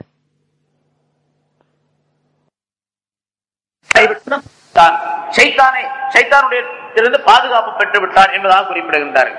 அதாவது இந்த செயல்களின் மூலமாக சைத்தான் உங்களிடத்தில் லேசான முறையில வந்துருவோம். இந்த செயல் யாரிடத்தில் இருக்கின்றதோ 10ல் 1 யாரிடத்தில் இருந்தாலும் அவன் சைத்தான் இடத்துல வந்துருவான், ரொம்ப லேசா வந்துருவான். அதுல முதலாவதாக உலகத்தினுடைய பேராசை, ஹிர்ஸ், பேராசை. இந்த பேராசை யாரிடத்தில் இருக்கின்றதோ அவன் சைத்தான் ரொம்ப லேசா அவர்களிடத்தில் வரக்கூடிய சூழ்நிலை ஏற்பட்டு விடும். இப்போ உலகத்துல ஹிர்ஸ் அப்படின்னு சொன்னா பேராசை, பொருள் திரட்ட வேண்டும், அதிகமான பொருள் சேர்க்க வேண்டும் அப்படிங்கிற பேராசை வந்துச்சுன்னு வச்சுங்க. எனக்கு அந்த பேராசை வருது, அந்த ஆசை அப்படியே அந்த எண்ணம் உருவாகி உருவாகி உருவாகி ஒரு குறைந்த கால அளவில் என்ன ஆயிடும் கேட்டா, சரி எப்படியாவது பொருள் சேர்க்கணும், எப்படியாவது பொருள் சேர்க்கணும், ஒரு பெரிய பணக்காரன் ஆகணும், நிறைய பொருள் எண்ணத்துல இருக்கணும் அப்படிங்கிற இந்த பேராசையின் காரணமாக ஷைத்தான் வந்து உள்ள நுழைஞ்சு என்ன பண்ணுவான், சரி அதை செய்ய இதை செய்ய, இதெல்லாம் கொஞ்சம் மார்க்கத்துல சரி கொஞ்சம் படிச்சிருக்கிறோம், அல்லது கொஞ்சம் பேணுதலா இருக்கணும்னு நினைக்கிறோம். அப்படி இருக்கக்கூடிய நேரத்திலே கூட இதெல்லாம் ஹராமாக இருக்காதுங்க அப்படின்னு இவர் தனக்குத்தானே சமாதானம் சொல்லிக் கொள்வார். இதெல்லாம் ஹராமா இருக்காது, அதை துணிஞ்சு செய்யுங்க, இப்படிலாம் பார்த்துக்கிட்டே இருந்தா அப்புறம் பொருள் சம்பாதிக்க முடியாது, நாளைக்கு வேணா தௌபா செஞ்சுக்கலாம், இல்லாட்டி அதுக்கு மசராயில ஏதாச்சும் ஆலிம் சகல்கிட்ட கேட்டு சரி பண்ணிக்கலாம் என்று சொல்லி அந்த எண்ணத்தை உருவாக்கி அந்த ஹராமான முறையில பொருள் ஈட்டக்கூடிய ஒரு ஆசையை தூண்டுதல் செய்து விடுவான். இந்த ஹிர்ஸின் காரணமாக, பேராசையின் காரணமாக வரக்கூடிய தீமையில் பொருள் அதிகமாக கிடைக்கணும் அப்படின்னு நினைச்சாரு, அந்த பேராசை அதிகமாக ஆச்சு, உடனே சைத்தான் உள்ள வந்துருவான், எப்படி வேண்டுமானாலும் சம்பாதிக்கலாம் என்ற ஒரு நிலையை உருவாக்கி விடும். அப்புறம் வியாபாரம் செய்யறோம், அதுல வந்து இது ஹராமா ஹலாலா அப்படிங்கிற பாக்குற நினைப்பெல்லாம் வராது. சரி இது போய் ஆலிம் சாக்கிட்ட கேட்டிருந்தா ஹராம் தான் சொல்லுவாங்க, அதனால நம்மளா செஞ்சிருவோம் என்று சொல்லி அதை செய்ய ஆரம்பிச்சிருவாரு. அப்புறம் கலப்படம், அப்புறம் ஹராமான முறையில் அந்த பொருள் அளவு நிர்வைகளை குறைவு செய்வது, ஏமாற்றுவது, வட்டிக்கு வாங்குவது, கொடுப்பது, லஞ்சம் கொடுப்பது, வாங்குவது, இப்படிப்பட்ட பல்வேறு சூழ்நிலைகள் நம்ம பாக்குற நிறைய. நீங்களும் சொல்லி காட்டினாரு, ஹராம் அப்படின்னு சொன்னா ஏதோ வட்டி வாங்குறது, பெரிய பெரிய கொள்ளை அடிக்கிறது, கொலை செய்யறது, அதான் ஹராம் சொல்லி ஜனங்க நினைச்சுக்கிட்டு இருக்கிறாங்க. ஹராம் மக்களை ஏமாற்றக்கூடிய பல்வேறு வகையான வேலைகளை மனிதர்கள் செய்து கொண்டு தங்களுக்கு தாங்களே சமாதானம் செய்து கொள்ளுகின்றார்கள். சில பேர் சில பொருள்களை ப்ரொடக்ஷன் பண்றாங்க, உற்பத்தி செய்யறாங்க, சில பொருள்களை உற்பத்தி செய்யறாங்க. இப்ப உதாரணமா ஒரு சோப்பு தயார் பண்றாருன்னு வச்சுங்க, உதாரணத்துக்காக வேண்டி அந்த சோப்பை தயார் பண்றாரு. இப்ப இந்தியாவில் இந்த மேடவாக்கத்துல, இந்த இடத்துல அல்லது புதுசவாக்கத்துல ஒரு கம்பெனி வச்சு தயார் பண்றாரு. அந்த சோப்பு நல்லா ரொம்ப அற்புதமான சோப்பா தயார் பண்றாரு. அந்த சோப்பு பார்க்கும் போதே ஃபாரின் சோப்பு மாதிரி இருக்குது, வெளிநாட்டு சோப்பு மாதிரி இருக்குது. ஆக இது ரொம்ப நல்லா அமைஞ்சிருக்குது, அதனால இது மக்களிடத்துல ஃபாரின் சோப்புன்னே சொல்லிடலாம் அப்படிங்கிறதுக்கு என்ன பண்றாரு, மேட் இன் இந்தியா அப்படிங்கிறது பதிலாக மேட் இன் இங்கிலாந்து அப்படின்னு போட்டுறாரு, அது அல்லது மேட் இன் ஜப்பான் அப்படின்னு சொல்லி போட்டுறாரு. மேட் இன் இந்தியா தான். எத்தனையோ துணிமணிகள் மற்ற பொருள்கள் உபயோகிக்கக்கூடிய பல பொருள்கள் இந்தியாவில் தயார் பண்றது மேட் இன் ஜப்பான் போட்டுறாங்க, அல்லது மேட் இன் ஜெர்மனின்னு போட்டுறாங்க, மேட் இன் இங்கிலாந்து போட்டுறாங்க, அமெரிக்கா ஏதாச்சும் ஒண்ணு போட்டுறாங்க. வெளிநாட்டு சாமா அப்படின்னு சொன்ன உடனே 10 ரூபாய்க்கு விற்கக்கூடிய பொருள் 100 ரூபாய் அப்படின்னு சொல்றோம். 10 ரூபாய்க்கு விற்கக்கூடிய அந்த சோப்பு 100 ரூபாய் அப்படின்னு சொல்றோம். ஆனா இது லண்டன்ல இருந்து வந்தது போல இருக்கு, ஜெர்மனில இருந்து வந்தது போல, ஜப்பான் அப்படின்னு ஜனங்க என்ன பண்றாங்க, 100 ரூபாய் கொடுத்து வாங்கிட்டு போயிடுறாங்க. இப்ப இவரை செய்யக்கூடிய அந்த தவறு இருக்குது பாருங்க, மேட் இன் இந்தியா அப்படிங்கிறது போடுறதுக்கு பதிலா இவர் ஒன்னும் பொய் சொல்லல, ஏமாத்தல, யார்ட்டையும் போய் கொள்ளை அடிக்கல, இவர் தனக்குத்தானே சமாதானம் செய்து கொள்ளுகின்றார். நான் போய் கொள்ளை அடிக்கல, திருடல, யார்ட்டும் பொய் சொல்ல கூட நான் வாயே திறக்கலங்க, இந்தியாவுக்கு பதிலா ஜப்பான் போட்டான் அவ்வளவுதான் அப்படிங்கிறாரு. அதுதான் பெரிய பொய் இருக்கிறதுலயே. இப்ப இவர் அந்த பொருள் அப்படி சம்பாதிப்பதற்கு பாருங்க, தவறாக பெயரை பயன்படுத்தி சம்பாதிப்பதற்கு பாருங்க, அதுவே மக்களை ஏமாற்றுவது, கொள்ளையடிப்பது, ஹராமாக பொருள் ஈட்டுவது என்பதான்.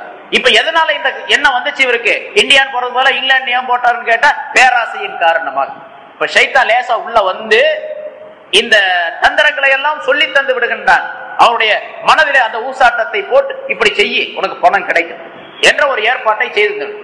எத்தனை வகையான தொழில்கள்ல இப்படிப்பட்ட ஏமாற்றங்கள் நடக்குது நான் பாக்குறேன். இப்ப நிறைய மரம், நிறைய மரம், தேக்கு மரம் எல்லாம் வச்சு காடுகள் வளர்த்து அதை தேக்கு மரம் 5000 ரூபாய் கொடுங்க, 5 வருஷத்துல நீங்க 5 லட்சம் ரூபாய் வாங்கிக்குவீங்க. எவ்வளவு பெரிய ஏமாற்றம். எவ்வளவு பெரிய ஏமாற்றுதல் இது. 5000 ரூபாய் கொடுத்தா 5 வருஷம் வச்சா 5 லட்சம் ரூபாய் கிடைக்கும் அப்படின்னு சொன்னா அவன் என்ன பேப்பையெல்லாம் 5 லட்சம் ரூபாய் கொடுத்துட்டு உட்கார்ந்து இருக்கிறதுக்கு? இந்த 5000 ரூபாய் கொடுத்தவன் ஏமாந்துட்டு போக வேண்டியதுதான். கிடைக்கும், ஆனா எப்படி கிடைக்கும் அப்படிங்கறதுலாம் வேற விஷயம். அதுல எவ்வளவு பெரிய ஏமாற்றம் இருக்கு. எத்தனையோ தொழில்கள், எத்தனையோ முறைகள் இப்ப நாட்டில் நம்ம பாக்குறோம். அவன் சீக்கிரமா சம்பாதிப்பதற்காக வேண்டி மக்கள் எல்லாம் ஏமாத்துறான். அந்த மாதிரி மக்கள் எல்லாம் பல பேர் அதுல ஏமாந்து போய் பொருள் கொடுக்கக்கூடியவர்கள் பல பேர் இருக்கிறாங்க. எத்தனை சீட்டு கம்பெனிகள், எத்தனை விதமான லாட்டரி சீட்டு கம்பெனிகள், எத்தனை விதமான தொழில் முறைகள், எத்தனையோ விதமா. ஒவ்வொரு நாள் நீங்க பேப்பர்ல பாத்தீங்கன்னா ஏராளமா இருக்கு. ஒவ்வொருத்தர் வட்டியை பெருக்கிட்டே போறோம். நான் இத்தனை பெர்சன்ட் தரேன், 24,000 26,000 36 போட்டுருக்கான். ஒருத்தர் 36% தர்றேன் அப்படிங்கிறான். 100 ரூபாய் கொடுத்தா 36 ரூபாய், 186 ரூபாய். 1 லட்சம் ரூபாய் கொடுத்தா 1,36,000 ரூபாய் கிடைக்கும். இப்ப கொடுத்தீங்கன்னா அடுத்த வருஷம் 36 ரூபாய். ஒன்னும் சம்பாதிக்கலாம் வேண்டியதில்லை, கஷ்டப்படலாம் வேண்டியதில்லை என்று சொல்லி மக்களை ஏமாற்றி பொருள் சம்பாதி. அதுல நம்மளுக்கு தான் நிறைய பேர் இருக்கிறாங்க. நம்மளுக்கு அடுத்தவங்களை பத்தி நமக்கு சட்டம், அவங்களுக்கு சட்டமே கிடையாது, அதை பத்தி பிரச்சனையே இல்லை. ஆக இப்படி பொருளுடைய பேராசை வந்தவுடனே ஷைத்தான் உள்ள போது இந்த மாதிரி ஹராமான வேலைகளை செய்யும்.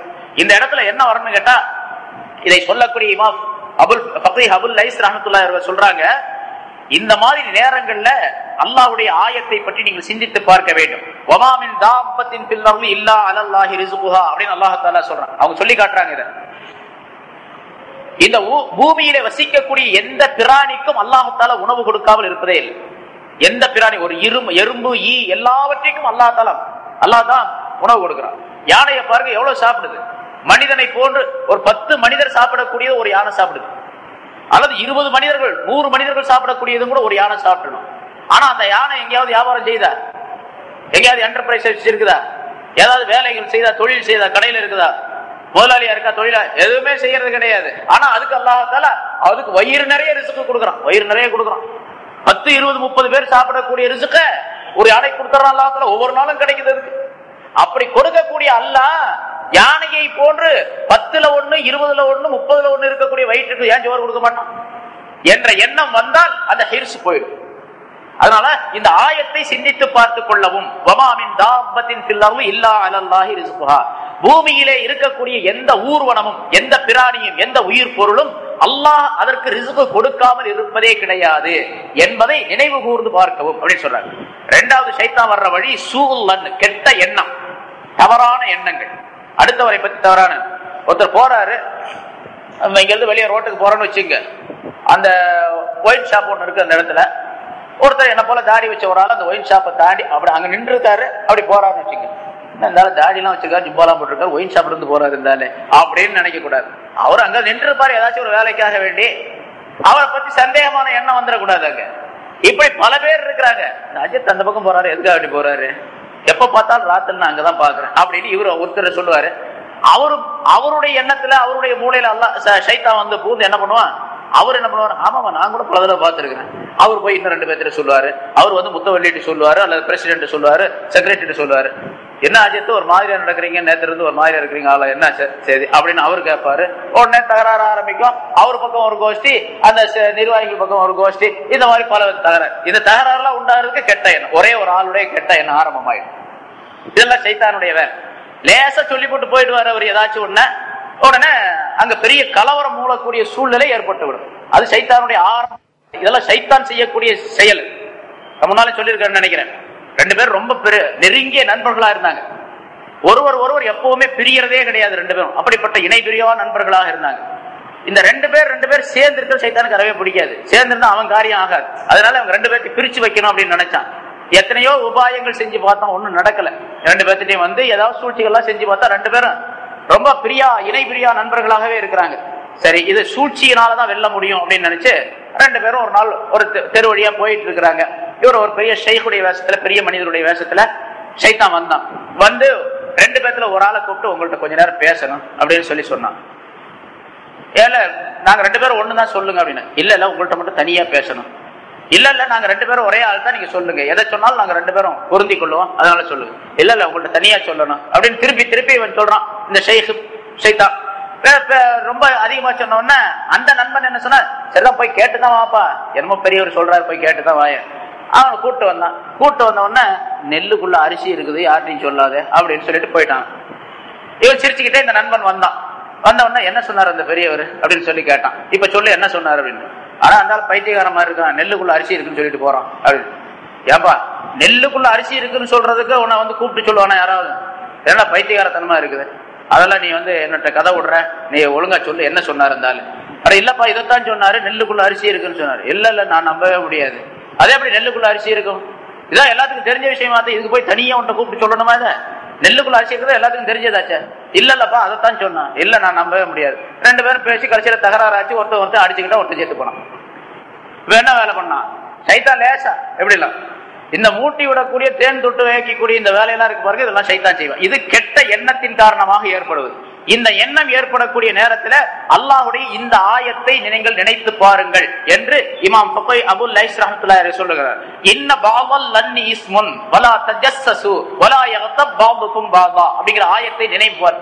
உங்களிலே சிலரை பற்றி தவறாக எண்ணம் கொள்ள வேண்டாம். இன்ன பாவல் லன்னி இஸ்முன், எண்ணங்களில் சிலது குற்றத்திற்குரியது, அப்படி எண்ணுவதே குற்றத்திற்குரியது. வலா யக்தப் பாதுகும் பாதா, உங்களில் ஒருவர் மற்றொருவரை புறம் பேசி திரிய வேண்டாம். அப்படி புறம் பேசி திரிவது உங்களுடைய சகோதரருடைய இறைச்சி, அவர் இறந்து விட்ட நிலையில் அவருடைய இறைச்சியை சாப்பிடுவதற்கு சமமானது என்று அல்லாஹ் சொல்லக்கூடிய அந்த ஆயத்தை நினைத்து பார்த்துக் கொள்ளவும் அப்படின்னு சொல்றாங்க.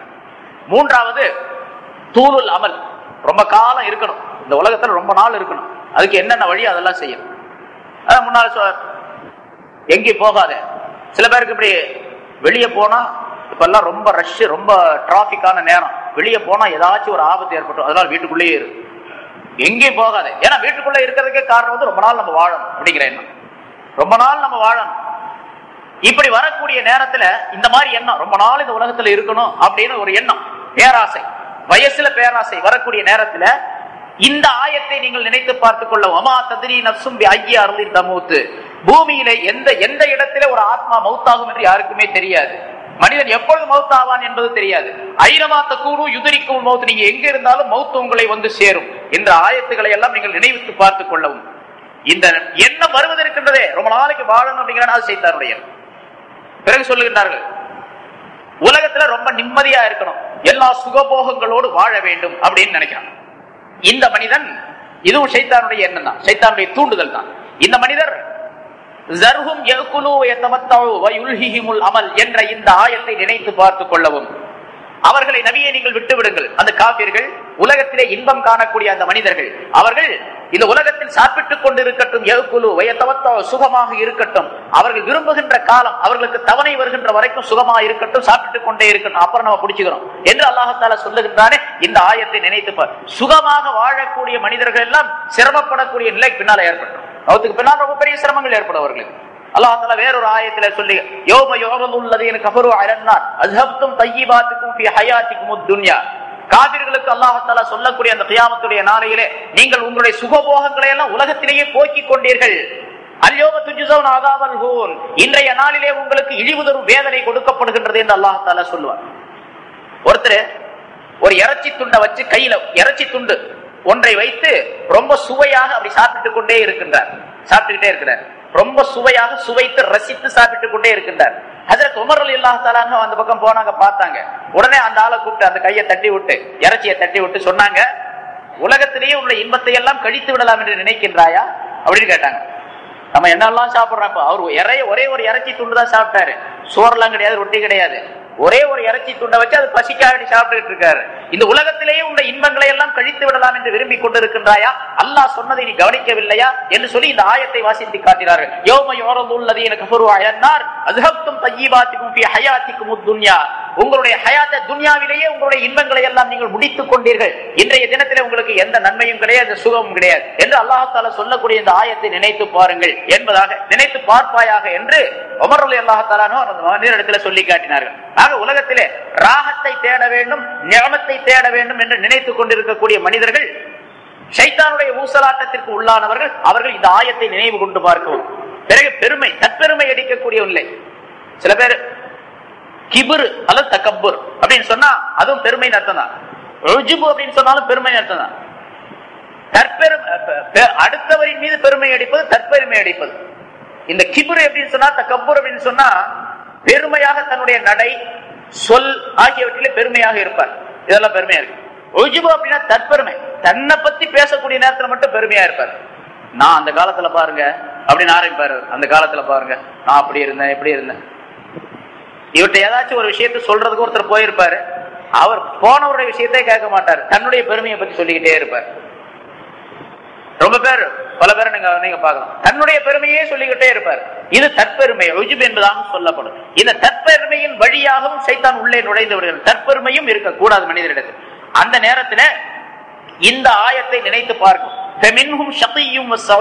அல்லாஹ் தஆலா சொல்லுகின்றான், கியாமத் நாளிலே மனிதர்கள் எல்லாம் இரண்டு சாரார்களாக, இரண்டு பிரிவுகளாக பிரிந்து விடுவார்கள். ஒரு சாரார் ஷகீ, துர்க்குலம் துர்க்குறியுள்ளவர்கள், சகுனம் உள்ளவர்கள். இன்னொரு சாரார் நல்ல சீதேவிகளாக, நற்சகுனம் உள்ளவர்களாக இருப்பார்கள். நற்சகுனம் யார் சயீத் என்ற பெயரை பெறுகின்றாரோ, நல்ல தன்மைகள் உடையவர்களாக இருக்கின்றார்கள், அவர்கள் எல்லாம் சொர்க்கவாசிகள். ஷகீ என்று சொல்லப்படக்கூடியவர்கள் நரகத்தில் போடப்படக்கூடியவர்கள் என்று அல்லாஹ் சொல்லுகின்றானே. அந்த ஆயத்தை நினைத்து பார்த்து தற்பெருமையை விட்டுவிட வேண்டும். தற்பெருமை இருந்தால் அது ஷைத்தானுடைய வழியாக ஆகிவிடும் என்பதால். பிறகு இஸ்திக்ஃபாஃபுல் இஹ்வான், அடுத்தவரை அலட்சியமாக கருதுவது, இதுவும் ஷைத்தானுடைய வேலை. அலட்சியமாக கருதுவது, அவன் என்ன மனுஷன் அவன் அப்படின்னு சொல்றது. இவர் தன்னை பெருசாக நினைச்சுக்கிட்டு அடுத்தவரை அலட்சியமாக கருதுவது.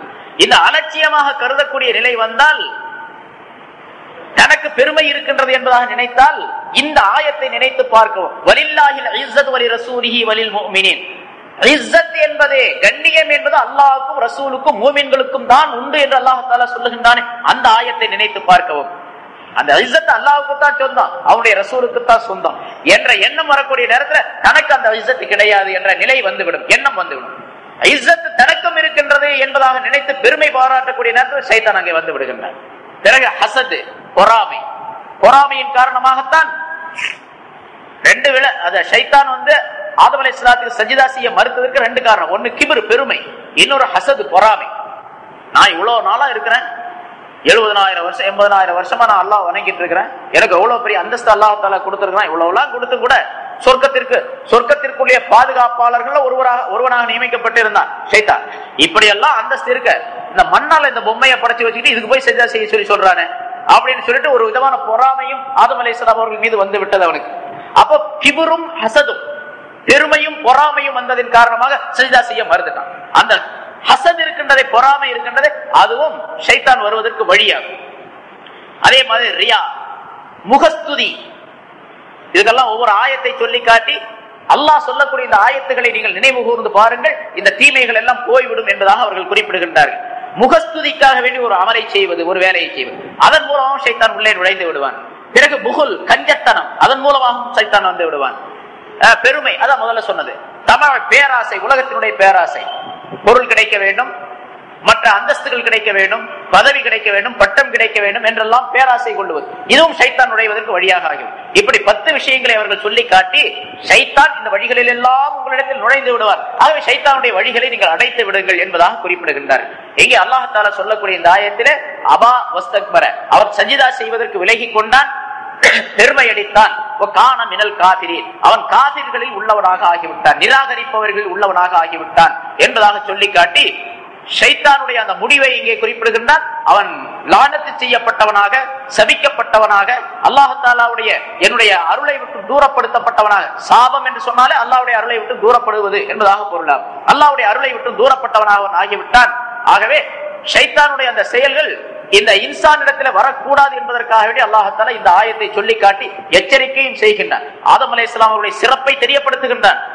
மலக்குகள் எல்லாம் சஜிதா செய்தார்கள் இப்லீஸை தவிர என்று சொல்லி, இப்லீஸுடைய அந்த செயல்களை எல்லாம் சொல்லி காட்டும் பொழுது அவன் பெருமையடித்தான், விலகி கொண்டான் என்று சொல்லும் பொழுது இந்த ஷைத்தானுடைய, இப்லீஸுடைய இந்த செயல்கள் மனித இனத்திற்கு வந்துவிடக் கூடாது என்பதாக ஆதம் அலைஹிஸ்ஸலாம் அவர்கள் படைக்கப்பட்டு ஆரம்ப கட்டத்திலேயே அல்லாஹ் தஆலா எச்சரிக்கை செய்யும்.